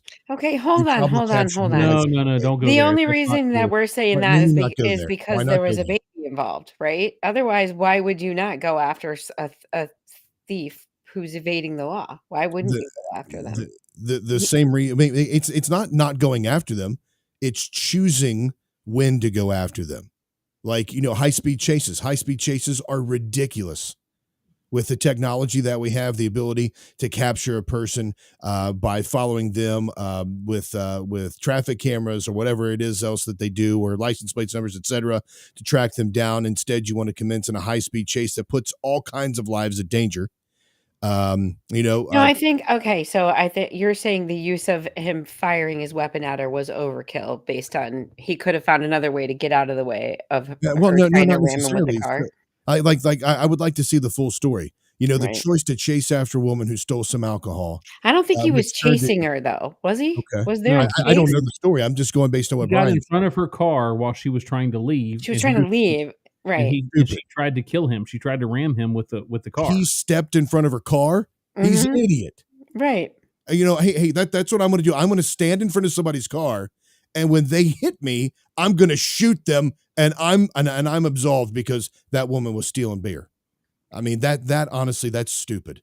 That logic makes no sense. It doesn't I make any think they're sense. But okay, they're both though can we say they're both stupid? Because yes, Yeah, you, we can do that. 1 are pregnant, 2 drinking, 3 stealing. Let's just put those in order because I Oh yeah. think probably the pregnancy was a mistake, obviously. And then, if you then so you have that situation, then on the top of that, you have an officer who's an idiot, who that's what he's going to do. I mean, is she not you're right, Aaron. Is she not on camera? Can we not go find her later and press charges and pull her out of her apartment in front of her kids when she's totally butt wasted, and then we'll just throw her in jail and let her detox while she's pregnant? Probably also not the best way. Don't stand in front Well, of the I know car. this isn't a popular opinion on the show here, but I'm going to say one thing is that until you're in that officer's position, you don't know what he was thinking, when he was thinking, how he was thinking. And I don't know what I wouldn't have done the same thing if I was in pursuit of somebody who was breaking the law and I had a chance to stop them. I don't know that I wouldn't have made the same decision, and I don't think that you guys do either. Well, I don't. I think that maybe if I knew she was pregnant but if I knew she was pregnant, I probably wouldn't have fired at her. If I was trying to stop her from driving drunk, knowing that she was 6 months pregnant, and she tried to run me over with the car, but then I wouldn't shoot her because I'm trying to stop her. So I don't know. And that argument's really good to try to shut down people that you don't want to argue with or discuss with. No, I'm not trying to shut down people. That's a I think your argument's the same way on the other side, though. No, Aaron. it's not, because we pay police officers to make split decisions in difficult moments like that in seconds.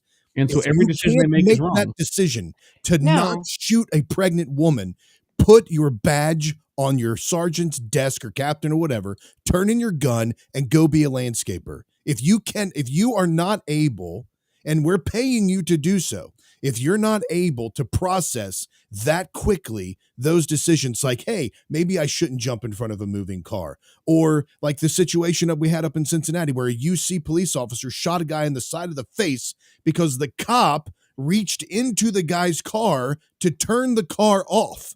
And his hand got stuck in the steering wheel. The guy hit the gas and started dragging the officer. So what's the cop do? Pulls out his gun and caps him right in the face. That is a stupid decision. That cop should be charged with murder because he made a dumb decision. If you're not going to be able to, in the heat of the moment, make right, wise decisions, you are in the wrong profession. Doctors get sued for malpractice. So if someone dies, make proper decisions in split seconds. That's what we pay you for. So if someone dies as a result of you committing a crime, are you not charged with that death? You're not asking the right question. I am asking the right question. You're not. No, you're not asking the right question. If you are in the process of committing a crime, you're simplifying the question too much. You're straw manning this. You can't do that. How am I straw manning it? Because if somebody dies and you're committing a crime, are you not guilty? Well, you know the answer to that is yes, but this is not like that. Okay. I mean, I guess keep it up, and we're going to be like California. We can't charge them with anything. They can be out on parole and go to the exact same thing. See, now it's a slippery slope. Just keep going. We keep getting all the. I mean, I don't. Why are we saying? Why? Hold on. Anything. Why? Are you, let's don't have any bail. Let's don't do anything. Let them do whatever they want to do, and then maybe if we have time, we'll you're slippery slope in my argument here. I'm not saying that. I never once said just let her go, let her drink her alcohol, let her get drunk, let her kill. I never said that. I said you did, because you said we'll pull her out of her house when she's drunk. You choose the time. No, I said that actually. Okay, sorry. I said that. It's not a better look. I mean, what your choices aren't any better. Either she's going home to get drunk, and you're going to go rip her out of the house in front of the two kids that are there. Their pregnant mom gets ripped out of the home, and then they're not going to think too kindly of police officers, whether she's in the right or the wrong. But I mean, I guess he could have shot her from the side of the car. Why did he have to? Do you see what I'm saying? I'm sorry, Aaron. That was totally callous. But what I'm saying is, if his intent was to stop her, he didn't have to get in front of the car to do it. He could have walked around the side of the car and held a gun at her and said, "Don't move." And when she moved, he could have shot her. He didn't have to sit. It's standing in front of the car now. It just says, "Well, I had the right to shoot her because she tried to run me over." Well, you always had the right to shoot her, actually, but probably wasn't really the best idea. So I don't know. I think I would need to know more. Why did he decide to do that? I think I would too. I would like to know more information, but I do know from other circumstances, and that argument is something that bothers me because put yourself in their shoes. You wouldn't be able to make the decision. Yeah, you're absolutely right. Do you know that? I know that. I know that more than anybody. I'm not a cop. I don't put myself in that position. And I don't ever want to be in the position where somebody's coming into my home or trying to attack my family, and I have to make a decision like that as well. I don't want to be in that situation. Right. But if you're going to step up and say, hey, I can do it, you better be sure you can do it and not shoot pregnant women. You can leave your sound off on this, breakdradio.com, by clicking on the mic in the bottom right-hand corner, and we will play your sound off on air. We will make you famous. And as you can see, Erica and Bryan aren't the only ones that go at it. Bryan just seems to be the center of controversy on the show. He just has this way about him. And the other article, I was going to read it asks the question, should we humanize the abortion bait? And it was talking about Nikki Haley, who said that she was unapologetically pro-life, but she doesn't judge anyone for being pro-choice. I think we have to humanize the issue. We've got to stop demonizing the issue. Really, in summation, when she talks about demonizing the issue, what she's talking about is demonizing women who have to, quoting fingers, make this difficult decision. We've humanized the issue. Christians have done so by telling you that the child in the womb is a human. Why wasn't the difficult decision when you spread your legs? Why wasn't that the difficult decision? That should have been where you were thinking very introspectively and thinking, what am I doing? That would have been the point in time when you were making the decision that affected the rest of your life, not at the time that you were saddled with the consequences. Correct. There's that. And then, of course, you have the people that have thought the fact that, well, this isn't always, it was, rape and incest, et cetera. Right. Okay. But let me tell you that population is about as big in the world of population overall as the people who live the alternative lifestyle of trans and gay and lesbian. It's such a small number of the total number of abortions that happen. It's almost, and I'm going to get in trouble for this, but it's negligible compared to the number of abortions that are done out of sheer birth control. It's negligible. Oh, absolutely. There are more pregnancies terminated simply because the woman does not want to be, I don't want it, inconvenienced by a child than there are in these situations where a woman is doing it because they really are in danger of losing their life or in some way being impacted by this negatively. We've got just a couple of minutes here before our break at the bottom of the hour. So let's do this. The metal gods have put lick in this band's name. Metallic is fighting against hunger by launching a limited time guitar-shaped ice cream bar. The heavy rock band's nonprofit foundation, All Within My Hands, teamed up with the Enlightened Ice Cream to release the dark chocolate and vanilla treat nationwide September 6th, which was today. Here is what this delicious ice cream bar looks like. Let's take a gander at this here thing. It says Enlightened. It is vanilla dark chocolate light cream bars, the Metallica All Within My Hands Foundation.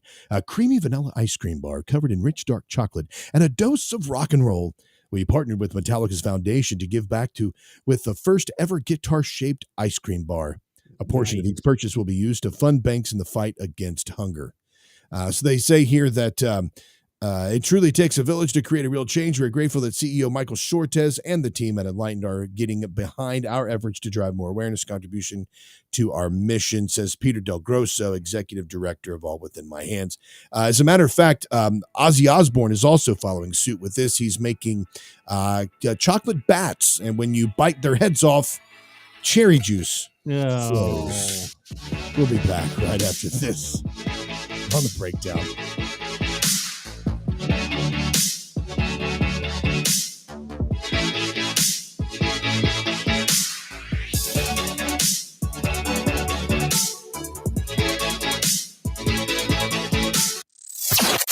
Fighting for your right to be wrong. Mojo 50. Supply chain disruptions, shortages, panic buying. Unfortunately, they've all become facts of life in 2021. The good news is you have preparewithmojo50.com as a hedge against all the craziness. At preparewithmojo50.com, not only will you find emergency food supplies. Remember when that seemed like a fringe conspiracy theory thing to do? Not so much anymore, right? Not only will you find the emergency food supply, but also water filtration, air filtration, all sorts of other tools that you can use in the event of an unforeseen situation or emergency. which with every day that goes by seems more and more likely. Better to have it and not need it than need it and not have it. Preparewithmojo50.com. If you want to keep food on the table, if you just want to maintain some sense of normalcy, preparewithmojo50.com is the answer. Preparewithmojo50.com. Let's be honest. Wheelchairs are heavy, bulky, and ugly. If you carry a wheelchair in your car to take care of a loved one, you know how hard it is getting that clunky, old-style wheelchair in and out of your car. Introducing the Feather Chair Wheelchair. At 13 pounds, it's the world's lightest wheelchair. It folds in seconds and fits neatly in your trunk, backseat, or closet, so you can take it everywhere. And it's only available right here. Order yours today and get a free wheelchair case, a $50 value, yours free. The Feather Chair. The world's lightest wheelchair is just $4.99 with easy payments as low as $16 a month. Sorry, no Medicare or insurance accepted. So call right now to order yours. 800-823-5826. 800-823-5826. 800-823-5826. That's 800-823-5826.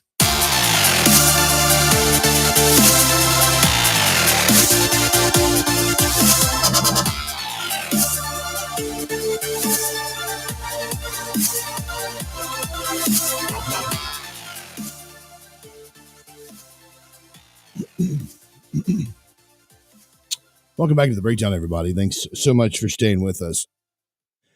So just so you all know that there is a stark difference in the view of law enforcement between Bryan and myself. We have a distinct and sharp disagreement between the two things there, right? As you can see, this is an ongoing discussion, an ongoing argument, an ongoing tender spot, you could say. Yeah, I never would have guessed. Yeah, I just want to let y'all know. Maybe you didn't pick up on the tension, but you know we have talked about this for a long time. I take the view, the police officers, they were originally peace officers, right? There are some countries that their peace officers don't even carry weapons; they don't even carry guns. And I get extremely frustrated with this type of first responder. I don't want to say first responder, because first responder encapsulates EMS and fire, and those I have a huge amount of respect for police, fire, and EMS, all of that, right? My issue comes in when we have this cult that surrounds those who served in the military and those who serve on in LEO positions, to the point. I'm just gonna. I don't want to say anything because I have friends in law enforcement, and I don't want them to take this the wrong way. But I've also not held back in the way that I feel about these situations and circumstances when they come up. So they know how I feel on this. But I don't want to say anything that's disparaging to specific types.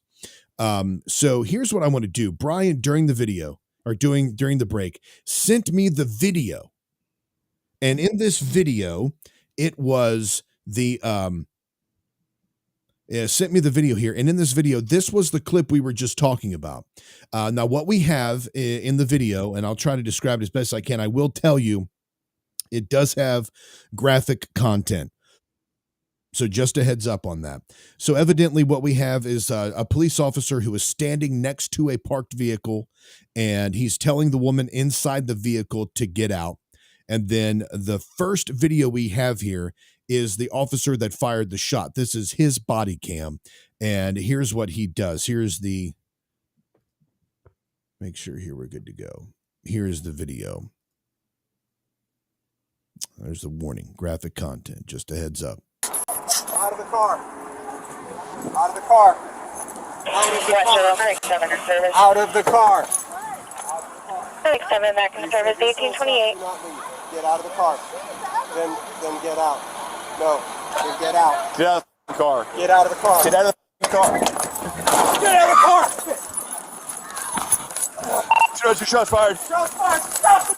That was the first police officer. Stop. Stop. Stop. Car. Got it. Hey, stop. Hey, out of the car. Out of the car. This Out of is the the car. camera of the first officer. Out of the that was car. talking to her Out of the car. over the window. Out of the car. They said you stole stuff. Do not leave. Get out of the car. Then get out. No. Then get out. Get out of the car. Get out of the car. Shots fired. Stop the god car. Stop the god car.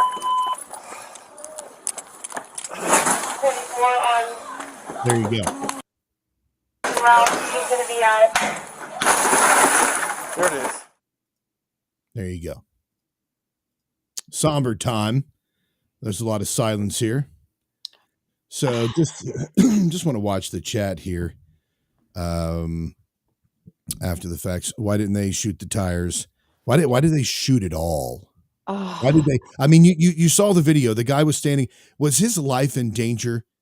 Standing in front of the car, she slowly started. I mean, not that she was totally innocent. Should she have pulled out? No, she shouldn't have done that. But did that merit getting a bullet? No. And then they still were screaming obscenities, yelling at her to stop the car after you fired your gun into the front window. I kind of wish she hadn't said, "You're gonna have to shoot me." That was a poor choice of words, because she did say that. That's what you hear her say. Get out of the car. Don't do that crap, man. Get out of the car. You've stolen something. And she says, "I didn't steal anything." I mean, I don't. Did she have a weapon? I mean, I'm not saying they should have jumped in the police cars and chased after her, but you have her car, you have her license plate, go pick her up. I don't know. That seems intense. But even if she did say, She did say, "You're going to have to shoot me." He said, "Get out of the car." And she said, "You're going to have to shoot me." even if she did say that, honestly, does that justify? Oh, okay. Well, now the woman gave us consent to shoot her in the face, so we can shoot her now. I mean, does that? No, God, And I'm not saying you're saying that. Deb, I do think she might. I don't know if she was trying to run over him. She did say, I'm not going to get out of the car, and you're going to have to shoot me." And but he did go and stand in front of the car.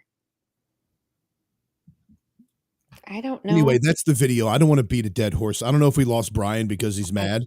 I don't either. Or what, but Bryan has disappeared. He rarely does that. So Bryan, come back to us, friend. Come back to us. Don't run away from your feelings.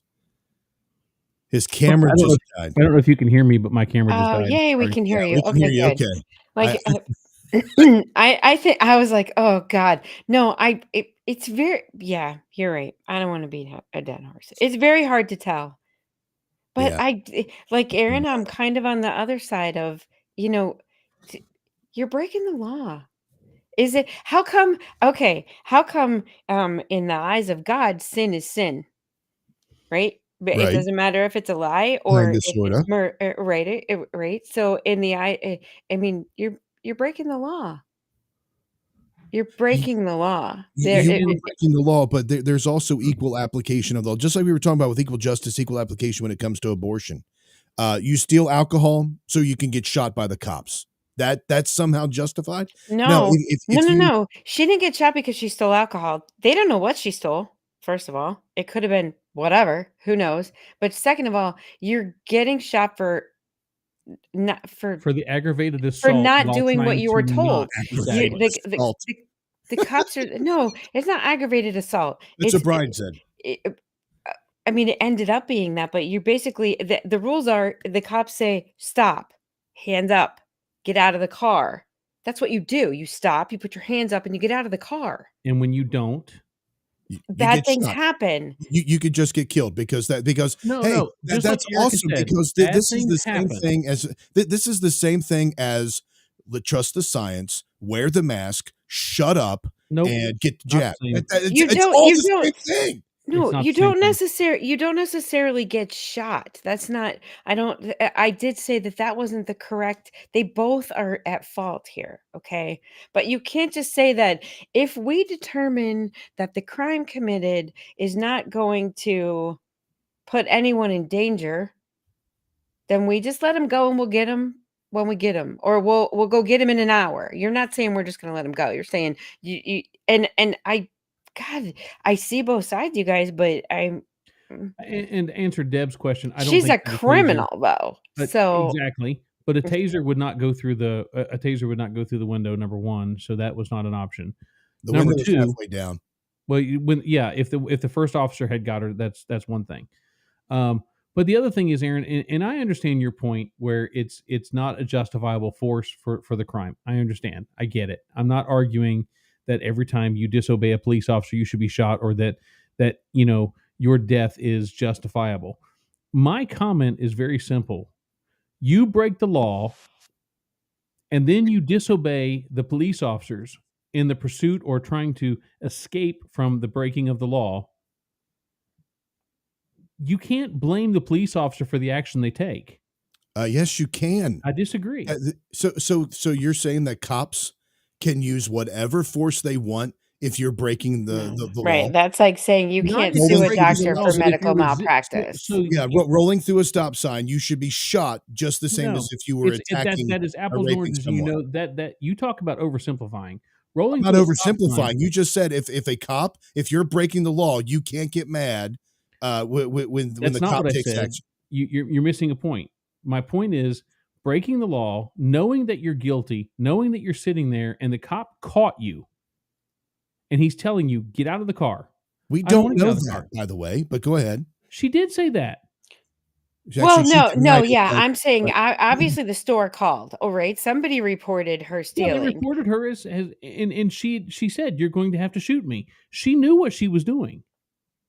okay. So the next time that there's an unjust law and a Christian is shot or arrested or beaten because they preach the gospel on the street, then that's justifiable by the cops because the Christian knew they were breaking the law.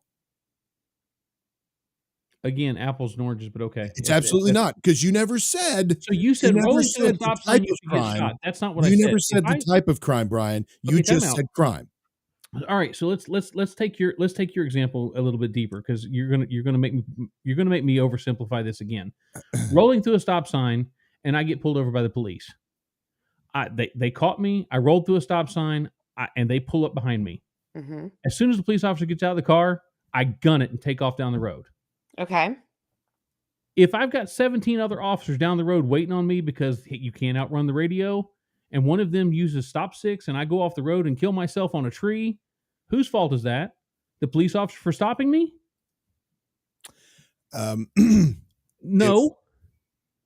Brian, if I'm trying to stop somebody and my purpose is not to kill them, using stop sticks and a gun are two different things. But Well, when they put the stop sticks out there, it was intended to stop you from traveling. It wasn't intended to cause you to go off the road and die, right? Like if they're I not saying, "Hey, if we put these out, he's going to go off the road and die." That's Right. it, it's not how that pointing a gun it's and not how pulling that the trigger works. is meant to neutralize. Okay. There's a big difference in the types, but we're beating a dead horse. So we got to get on. We got to move on to other stuff. And I'm sure this is going to, I hope this generates a lot of conversation around this. We all have very passionate ideas about this. You can leave your passionate ideas by going to breakdradio.com, clicking on the mic in the bottom right-hand corner, and we will be happy to play your sound off on the air. This dude right here, I started reading this story. By the way, Brian, do you have your bad theology ready? Yes, sir. I saw this story, and when I saw the headline, I was like, man, this is pretty awesome. The headline here says, Northern Kentucky man wins $500,000 off lottery ticket, pays it forward to store workers. I see that. When Oh, you that's see that, nice. what are you thinking, though, when he says pays it forward to store owners? To the owners? I'm sorry, not the owners, to store workers. My apologies. He probably gave it back to the employees. Okay, so you're thinking he gave the full amount back? That's what I would think. Yeah. Okay, I didn't think full amount. What do you think, Erica? But I mean Can you that's help? almost Like, an- what are the details? What store people does he work with them, or where he bought the lottery ticket? where he bought the lottery ticket. He was walking out of a store, Okay. and he was about to buy a scratch off lottery ticket. And this happened right up the road from me, about 10 minutes away from me, on Houston Road at Meyer, on Houston Road in Florence. Okay. He walked past the lottery vending machine and decided to buy a ticket. He was going to buy a fast play ticket, but ended up buying a precious metals titanium scratch-off ticket. You know the temptation between the two. Right. And he said, I was reaching to press the button to buy the fast play. I thought, never mind, and bought the other ticket. Scratches it off and reveals $500,000 top prize. Okay. And it said the headline here says that he pays it forward. Northern Kentucky man wins $500,000 off lottery ticket, pays it forward to store workers. I would think that he gave all 500,000 of it to, I guess it doesn't say that he paid all of it forward, but I would think he gave it to the people at the store. So now I will recant just a moment ago, Brian, because you said all of it. I when I first saw this, I was like, all of it? And I was like, it can't be all of it. It can't be all of this. So I pulled up the story. I was reading. I was like, oh, that's crazy. So he finds out, gets the $500,000 top prize. After finding out he won, he said he gave a surprise gift to workers sitting near him. I saw a few guys sitting down, gave them $100 each, and told them Merry Christmas. That's it. Guy wins $500,000. He gets an article written that he paid it forward by giving a couple guys a couple $100. That's paying. Sitting by the lottery machine. That's crazy. That's crazy. He said he took a selfie with the ticket, and he ended up taking home $357,500. And Meyer will get $5,000 for selling the ticket.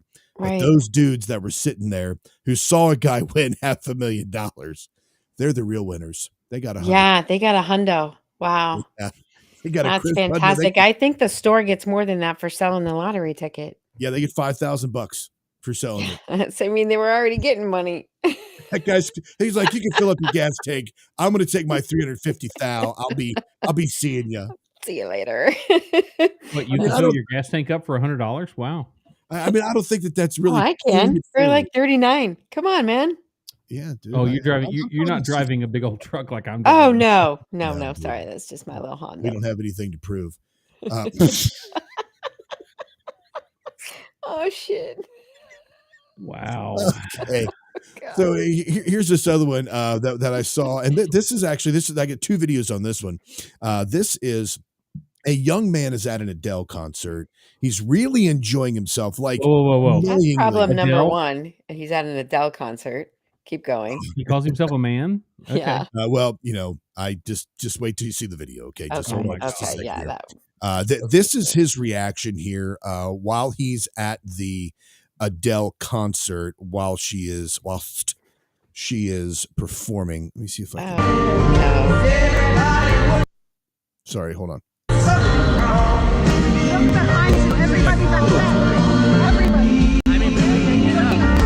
She's singing, and he's standing there, and he stands up. This woman comes up and says, "Hey, look at everybody behind you. They're angry because you're standing, right?"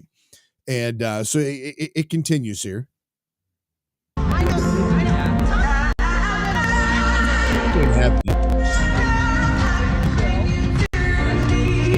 mean, we can sing though, right?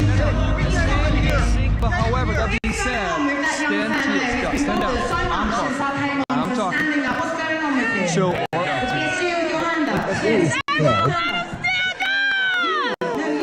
don't have to sit down. You don't have to sit down. You're fine. Stay right here. They're telling me. There we go. I'm going to go ahead. Now I'm going to play what Adele said to him. You can actually hear really well in this video. She is singing her song. Here you go. Oh, got to unmute. What is going on with that young fan there? He's been bothered so much since I came on for standing up. What's going on with him? What are you doing? Why are you bothering him? Can you leave him alone, please? Leave him alone. You enjoy the show. Leave him alone. Right, start again. Sorry, guys. I've been bothered the whole show by security and other people sitting behind you. You seem to have fun, all right? All of you are going to have fun. So a white female parent. Hold on just a second there. So she's like, that guy's here to have fun. And the security guard's face when he realizes that he's being talked to by Adele is hilarious. Because he's like, I'm talking right now. I'm talking. And then all of a sudden he's like, Adele's speaking to me. Oh, I Mm. mean, I think I've always had a problem with people that go to concerts and sit down. Get up. That bothers me. Get up, stand up. Don't tell people they have to sit down. It's a concert. It's not a funeral. Get For up. real. I mean, I felt bad for the guy. I mean, like here's just I'm talking. So, I'm talking. And then you hear him say, You don't have to sit down. "You don't have to sit down." I hear that lady scream too. They won't let us stand up. Yeah, they wouldn't Like let him I, stand I up. be get up. If we all get up, they're not going to do anything. Stand Yeah. up, Like everybody. if yeah, for real. Like if you look at the people behind him, I won't play the audio again because it is kind of loud and obnoxious. But like the people behind him, evidently they don't like it. It's like, come on. I mean, you It pay looks how like much the money to Grammy go to Awards. That lady's just mad because she's fat and she didn't want to stand up. Wow, She wow, wanted to wow, sit up front. wow, wow, So wow. I'm okay. She's not able to stand for 2 hours. So she's mad because she bought a seat up front thinking she'd have a nice view. But that's not how this works.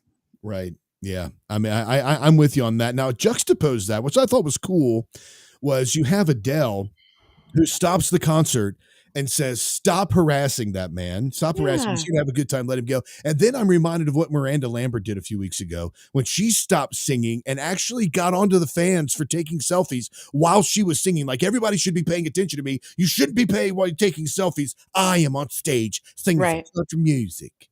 Whereas she was like, "Leave that guy alone. He's just trying to have a good time." Yeah, just let him do his thing. Just let him I have like fun. that better. I don't really want to go see Adele, but I would over Miranda Lambert if those were my choices. Well, I tell you what. If those were the only 2 choices, I think I would go stand in the shower and sing to myself. Now is Well, it I'm because assuming I have to pick one or the other, right? Okay. now is it because of Adele's political stances and all that she's done with the with the entrance to her concerts, or are you all just Yeah, not fans of her I'm just voice? not a I'm not fan a of her fan of her music. music at all. Okay, okay. I So mean, I yes, used to listen to if I was Adele. oh, go I'm ahead. sorry, go ahead. Wow, you're both being way too nice right now. Stop it. I'm just gonna move on. I think if Adele's music is for a certain type of person in a certain place in their life. All I can say is that before Adele became popular as a pop star, she did some vocal jazz that I thought was pretty amazing, and I liked it. I liked to listen to a couple of her songs. It used to come on a radio station I listened to all the time called Martini in the Morning, and I liked. Yeah, it was a vocal jazz station, Sinatra, and some of the more than like the newer crooners and that kind of thing. Like, I just Anyways, picture a group of women sitting around on a couch being sad about something and drinking wine, listening well, to that wasn't Adele. her original. Like that wasn't originally how she sounded. That wasn't her original song style.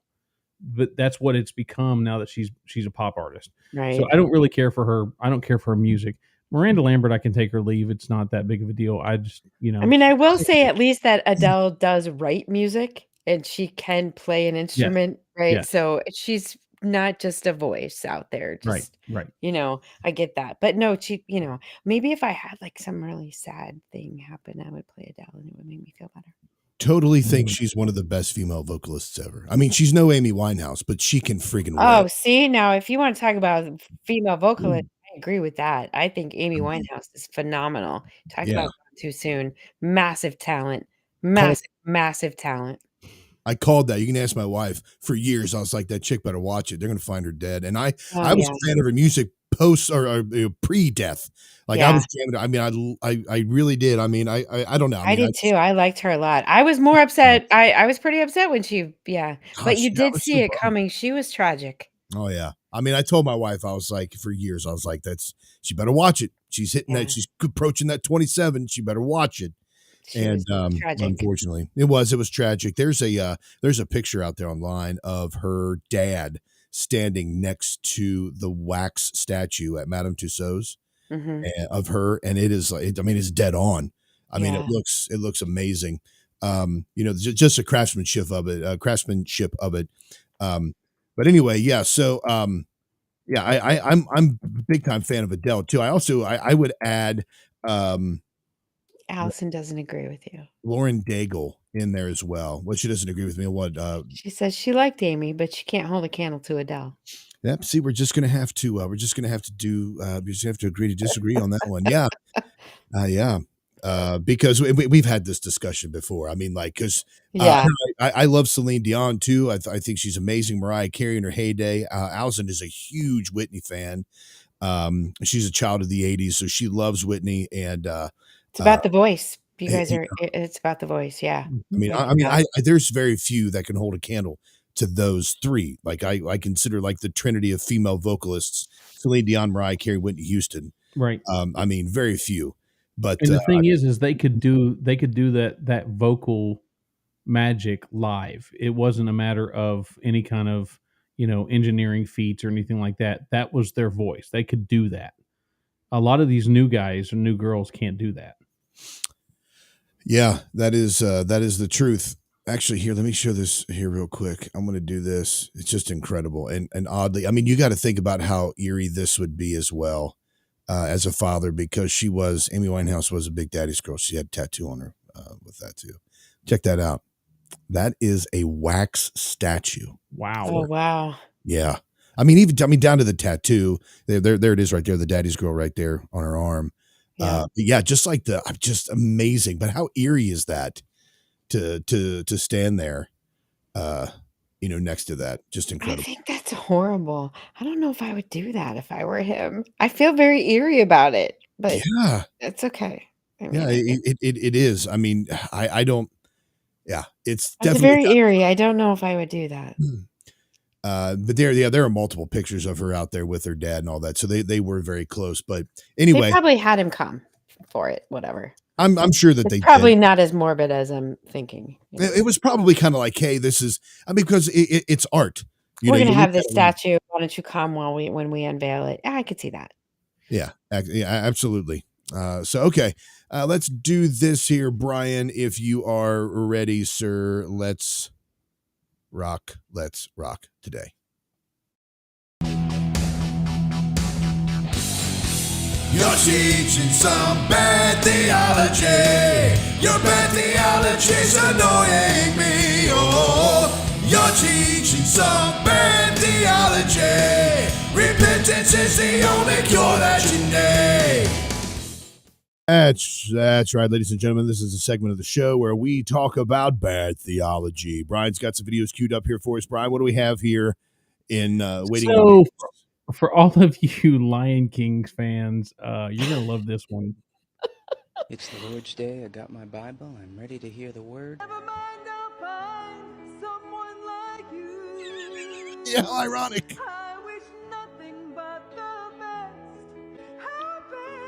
But alive, and I'll show you. You follow Rafiki, he knows the truth. Come on. What is Hold on a second. happening?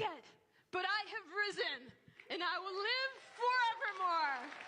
forevermore. Hey, waka waka, hey, hey, dangalabina, dangalewa. It's time for Africa. What? Wait a second. What did we just watch? You just watched The Gospel According to Mufasa. That was at a church. That was at a church. Yes, that was at a church. I mean, I thought it was bad when my parents' church played Diana Ross reach out and touch somebody's hand during communion, but this is really bad. This is really bad. Yeah, it's really, really bad. Yeah. I mean, at least the Lion King did come back. Oh no, he did. Was he? Did he? Did the Lion King? No, he didn't come back to life. No, the Two Lion King did not words. come back to life.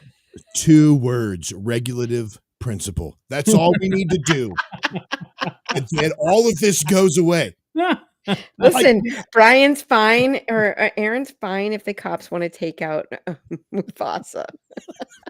I mean, when first off, you started it, and it's like, oh, this is the Lion King in church, but she's singing Adele. Ironically, she's singing. Adele was not in Lion King.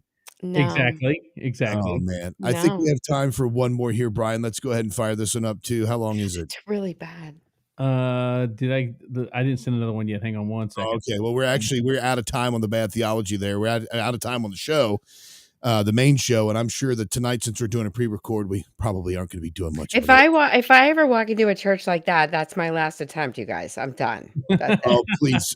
Oh my goodness! I would totally understand. All right, folks, you have been listening to The Breakdown. Go to breaktradio.com. Click on the mic in the bottom right-hand corner. Leave your sound off. Share the show with everybody you know. And don't forget to listen to us on YouTube, Rumble, Mojo, and the Crusade channel. Until next time, from Aaron, Bryan, and Erica, make Christ supremely valuable.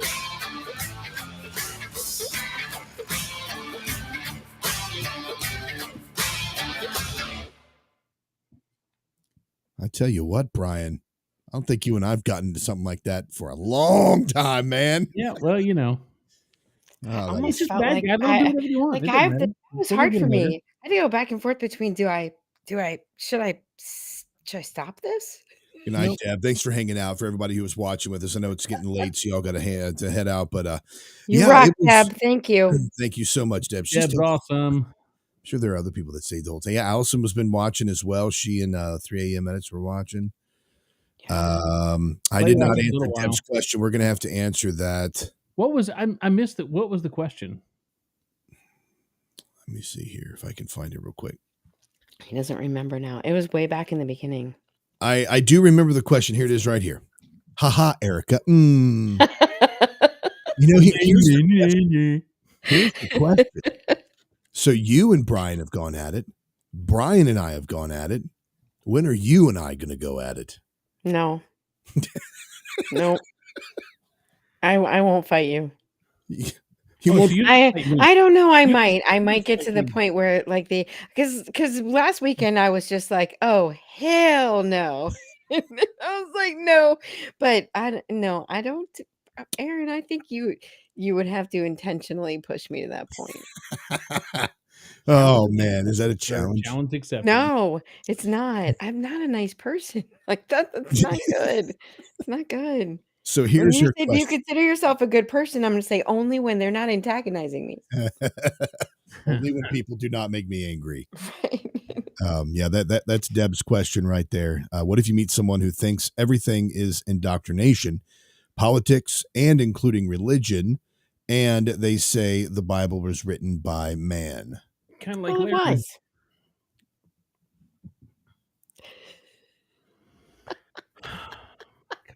Well, technically, you are right. I mean, I'm out. You all have a good night. Bye.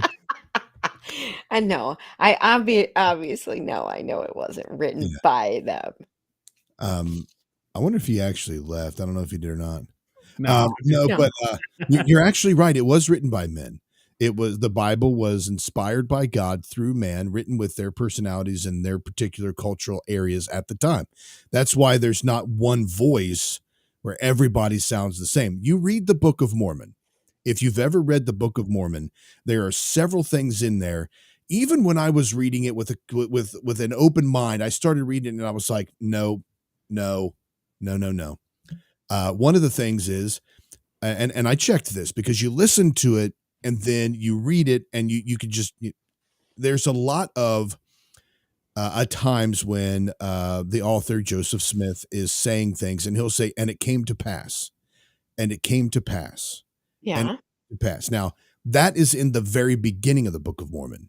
Then you thumb through to another person who evidently wrote somewhere in the Book of Mormon, and they're saying, and it came to pass, and it came to pass, and it came to pass.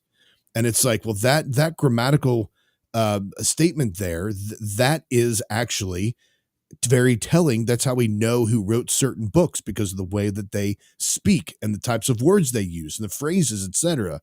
That's exactly what Joseph Smith was doing. That and the fact that you can't account for the millions of people that evidently died in battle. All of the swords, shields, horses, cattle, sheep, animals, carriages, big, huge cities, and the wars where all kinds of people died on both sides, and zero archaeological evidence of any of it. I mean, just by the basic standards, you would find something, found nothing. And then the third thing is about the Book of Mormon that I found very troubling was back like 400 or 500 BC, people are already evidently naming Jesus Christ. Like they're saying Jesus Christ. They're talking about him. They're speaking about his crucifixion. And I'm like, the whole thing about the Bible, the whole one of the thrusts of the Bible is that that was not revealed. The Bible is progressive revelation. So it was not revealed until the New Testament who Jesus was. So it's like when you tip your hand like that, that was one of the biggest red flags I found reading that. So yes, the Bible was written by man, and that's actually a really solid testament to its inerrancy and its authority, because God could have just plopped it down, or a man could have just written the whole thing out. People are very intelligent. They can write internally consistent books, but it's internally consistent with no contradictions, no errors, and it's written over a period of 1,500 years by 40 different authors. That's Right. pretty on amazing. 3 different I continents. still think Yeah. it's the same answer as we had for the initial question, right? Which was ask questions. If I ran into somebody who thought that everything was indoctrination, politics, religion, the Bible is written by a man, if that's your outpoint or your outlook, if everybody thinks it's all indoctrination, I would still start with asking questions, because deciding that everything is indoctrination is still a choice. You've still chosen to believe something. So I would still start asking questions. Why do you think that? Why do you think everything is indoctrination? Who told you that? Why do you Well, I feel was like gonna say I the mean fact that you think it's indoctrination Exactly. is in fact indoctrination. Yeah, you can just start picking apart well, your or worldview. I just mean like that's it, to find out what their experience is. You have to know why someone thinks something before you can start discussing with them why they shouldn't, or even more. I mean, But the how are very you going point to get of into that? the Yeah. very point that they have that idea is in fact proof of indoctrination. Because a person doesn't grow up thinking, "Oh yeah, the Bible's not real." A person's told the Bible's not real. Therefore it's indoctrination. That's all there is to it. The Yeah. fact that you disagree with the Bible is indoctrination, or the fact that you agree with the Bible is indoctrination. No matter how you stack it, whatever side you come down on, you did not have that original thought yourself. Right. You can just start tearing apart their worldview, and Yeah. you could do it the kind, gentle way, or you can do it the sarcastic way. I don't think Or we should. I mean, I don't know. If you're really trying to reach them, I don't think sarcasm is the way to Sarcasm is not start, the right way to do it, right? no. well, And she says this person says they're a deep thinker and that all religions are indoctrination. Well, that's what So this person is saying, right? Like, I can hi Melissa. I can Melissa. yeah, she's in the Facebook for Off Track Mel. Hey, look at That's that, Melissa. Melissa Marie. Mel, how are hey, you? there you go. I wasn't sure which Melissa that was, so yeah. Yeah. If you're if they're saying all religions are indoctrination, that's a different thought. Like they're saying they believe that any type of group think has to be in indoctrination, right? Like that's different. If they're thinking it's all, that's a work around that. You Yeah, but could start again, there. the fact that you think that that all religion is indoctrination, you've been indoctrinated by an atheistic worldview. You So, s- I mean, and I'm not trying to be No, I overly know what combative. you're right, but if you say to that person, the fact that you think it's all indoctrination means that you've been indoctrinated isn't going to Yeah. spark more conversation. That's why you need to speak, because I got that I school. guess because this was coming off of 3 AM edits Right. question, No, I how do you understand. talk to somebody? So it's more of if you're trying to reach somebody, I guess, more Well, than and prove them wrong. I love the answer that Aaron gave, I love the answer that Clay gave, and I love the answer that you gave, all about asking questions. The fact of the matter is the only way to get to know what somebody's point of view is or what their objection is to actually or ask questions. Right. And listen to the answer. Don't try to formulate your answer before they even, have a chance to finish their question. You have to listen to what they're saying. You have to listen to what's going on. So I mean, Listening is not easy. oh, I get it. Even for, like and I mean that in the sense of it's probably the same as reflecting on what you read. If you're reading and being contemplative about it, it's the same as listening. Most people Agreed. they will listen to what you're saying, but they don't really hear what you're saying. Right. Listening is Right? I definitely an mean, art. right. Just because you're quiet and making eye contact with me does not mean that you're listening to me. I'm going to be honest with you. I think authentic communication is a lost art right now. To actually have a real discussion. I've been listening to a lot of who's the professor from up in Very Canada, Jordan Jordan Peterson. Peterson. I've been listening to a lot of his stuff, and some of the passion in which he speaks, and the way that he answers, and the way that he addresses the questions, and the just way he says oat. yeah, and yeah. But Put it what in I the think is so boot. fascinating is I don't know if you know this or not, but he's recently come out about his conversion to Christ, and it's one of those. It's a very Gnostic type of conversion. And it's I not a don't know if conversion. well, again, I don't know. I don't know the authenticity of it. I don't know. I don't know what his actual stance is, but I've heard him talk about his own depravity, and I've heard him talk about the fact that Christ died for everyone's sins, and he died for his sin, and how could you not understand once you accept that and once you understand that? I mean, just the passion, and he's moved to tears. I mean, there's got to be something there. But anyways, the point of listening to him talk and the point of listening to him answer questions with the passion that he does is amazing. And it's something that I know I always, until I found out, some of his other stuff, but I always liked Ravi Zachariah as well, because the way that he spoke and the way that he addressed comments. And of course, we later found out that He was a kind of a dirtbag. freaking weirdo. Yeah. But Yeah. I mean, Maybe he ran massage parlors with multiple phones and had sexual contact with all kinds of women through the years. I didn't say that he was a good person. I said I liked him until I found out about all that garbage. So my point being is that there is a lost art of actually being able to communicate, which means to listen and to speak. Right. We don't have that today. Right. Yeah, that's what we try to do right here on the breakdown. We do it fine as long as we're not trying to swing at each other. As long as Brian doesn't take the, I'm gonna, you know what? I need to look and see if there's like a hidden target on this thing. I think, yeah, I think I have a target on my hat. So I use a mixture of sarcasm and joking because I have a certain voice charm that people love. But yeah, when you talk about all of that you were talking about with what's that? No, go ahead. Yours is a little different. Not boyish charm at all. You gotta love me though. So all of what you all were saying, yes, the fact that indoctrination is actually what's happening to that person, etc. Really, what you have to do, my perspectives, I know y'all given yours. I don't think this is the right way. What I'm saying, I'm just saying my opinion is that each of these things you have to take on their own. First off, we have politics. Now, you can look at politics proper. When you talk about politics, are you talking about the way that the world is right now in the United States of America with our politicians the way they are? If so, let's set that aside, because we can agree that we can have a certain amount of cynicism when it comes to the horrid cesspool of American politics. Right. You can't, when you say something like indoctrination and religion, you have to dig deeper. What do you mean by indoctrination? What are you talking about with that? What's your understanding of indoctrination? Let's define some terms here. And what part of religion has bothered you? Show me on the doll where religion has hurt you, and let me understand what you're trying to say. Because if it's, I got mad at my pastor, or I don't like organized religion, all of those are conversations that we can talk about. Right.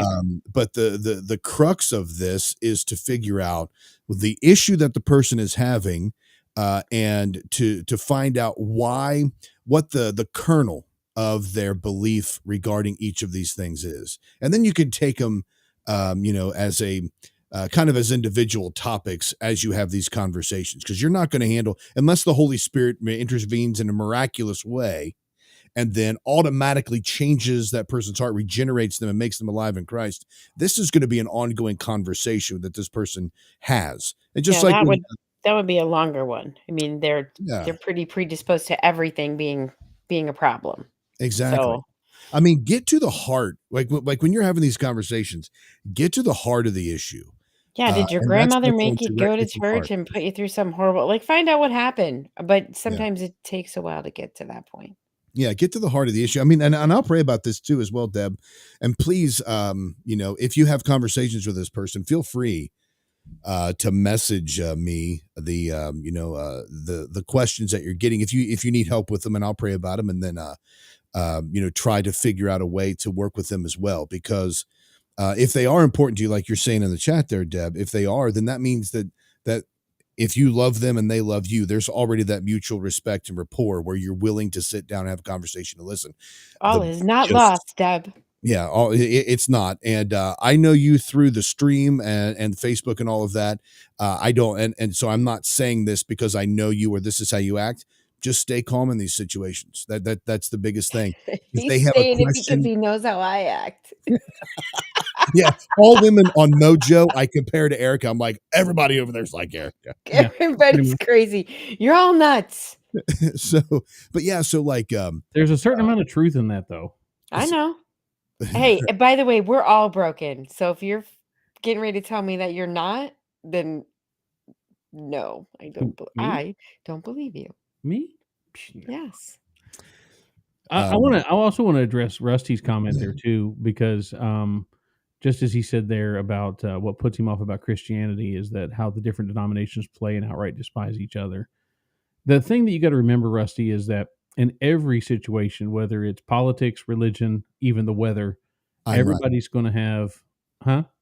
Oh, I was you just saying in politics, weather, all of that, and religion, and I was just adding on that I'm right in those situations. That's how you know exactly. Aaron's always right. So just this is remember the that barometer right here. Bring it back to the breakdown. Measure it by this. Good even stuff that Watson recording says. this is after hours, but just remember, Rusty, Aaron is always right. Oh my God, you did that so well. But I shook my head no. So I know, and said, yeah, I can't do that. Well, the thing that you got to remember though is that in every place where somebody has an opinion, there's at least 50 other people that's got a different opinion. And the thing is whether you say Christianity or whether you say atheism or whether you say science or whether you say history, there's always these divisions. Potato. Here's where it gets back to the conversation. Being able to sit down with people who have differing opinions and having an intelligent conversation with people, I think is an art that Christians, that politics, and that like even us on the breakdown here have to get better at, because the only way that we can ever grow as human beings is to get outside of our echo chamber and to listen to other people with differing opinions. Now, the one true foundation for all of this, and this is one thing that I always have loved about me and Aaron's conversations in the past, is we go back to the Bible, right? The Bible is the foundation for everything we believe. He may see a verse one way, I may see a verse a different way, but we have to go back to the foundation of what the book says. That's the one part or the one thing that is constant in the Christian faith. When you get different denominations that say, well, I don't think you should drink, or I don't think you should smoke, or I don't think you should do this, or I don't think, okay, you can have your opinions, find it in the book. And if I can talk about it from a scriptural perspective, then we can talk. The rest of it is just complete opinion. It's not about personal revelation. It's not about, what you think is right, what I think is wrong. It's what it amounts to is what can I back through scripture. And but people, in all fairness, it's easy to say that, and I'm going to push back a little bit on that, Brian. It's easy to say that. However, you can have two people, you standing next to, and I can think of one person in my head right now, that will have a conversation, use the same exact scriptures, and prove their point that alcohol is evil and sinful. You shouldn't consume it, and you could say, actually, no, in moderation, it's fine. You could prove that from the same exact scriptures. Some people can take the text of scripture and seemingly prove that Christ does not exist in the Trinity, or that the Trinity doesn't exist. So when people say, well, we're going to take it back to the Bible, we just have to be careful, because what actually does that mean? There's so many, the Bible can be a wax nose. And I understand Rusty's question, because I've gone through that crisis in my own life. I remember back when I was in college, I was going to Northern Kentucky University, taking a survey of Christianity, or was it was either history or survey of Christianity. And we were talking about these very things. And I was going through, I was doing it before it was hip. I was going through a deconstruction phase of my own Christian life, because I was trying to figure out, why do I believe what I believe? Right. Where did my understanding of scripture come from? Where did my understanding of God come from? And a large part of that was shaped by my parents. Mm-hmm. But how did I arrive at these conclusions? And I had to kind of take everything and just set it aside, and then start from the foundation again, and start, building back by studying and researching, praying, etc. So I understand completely those kinds of questions and the situation that deconstructionists are in. The only thing is I arrived at a completely different conclusion than most deconstructionists do. Well, and not because I'm more intelligent or better. That's all through the whole. No, I went through a similar I process. knew that's where you're going. I knew that's where you're going with that. I mean, that's where mainly you're going. I am intelligent and better. However, that's not the reason I. I went through I'm- a similar I went through a similar phase myself, Aaron, where I had to go back and understand why I believe what I believe, and like you said, get away from not only your echo chamber, but also get into what do I believe, why do I believe it, how do I believe it, where did I come up with this information, can I back it up in scripture? And like you said, there's room for interpretations and opinions. Right. There are There's- things that there Sorry, are things in there that are not necessarily black and white. So yes, that same scripture that says that alcohol is horrible and you shouldn't have it, da da da da, and then in the echo chamber that I grew up in order to solidify that, because again, if it says it in one part of the book, it should be consistent throughout the entire book. So now you change the fact that Jesus didn't really make wine; he made grape juice, because Jesus wouldn't cause anybody to sin, right? Okay. So that's wrong. I think, Flat out and wrong. Rusty also, and maybe he is speaking it's specifically of the faith itself, right? But can we not forget churches are a business. Like, they have to make money or they don't survive.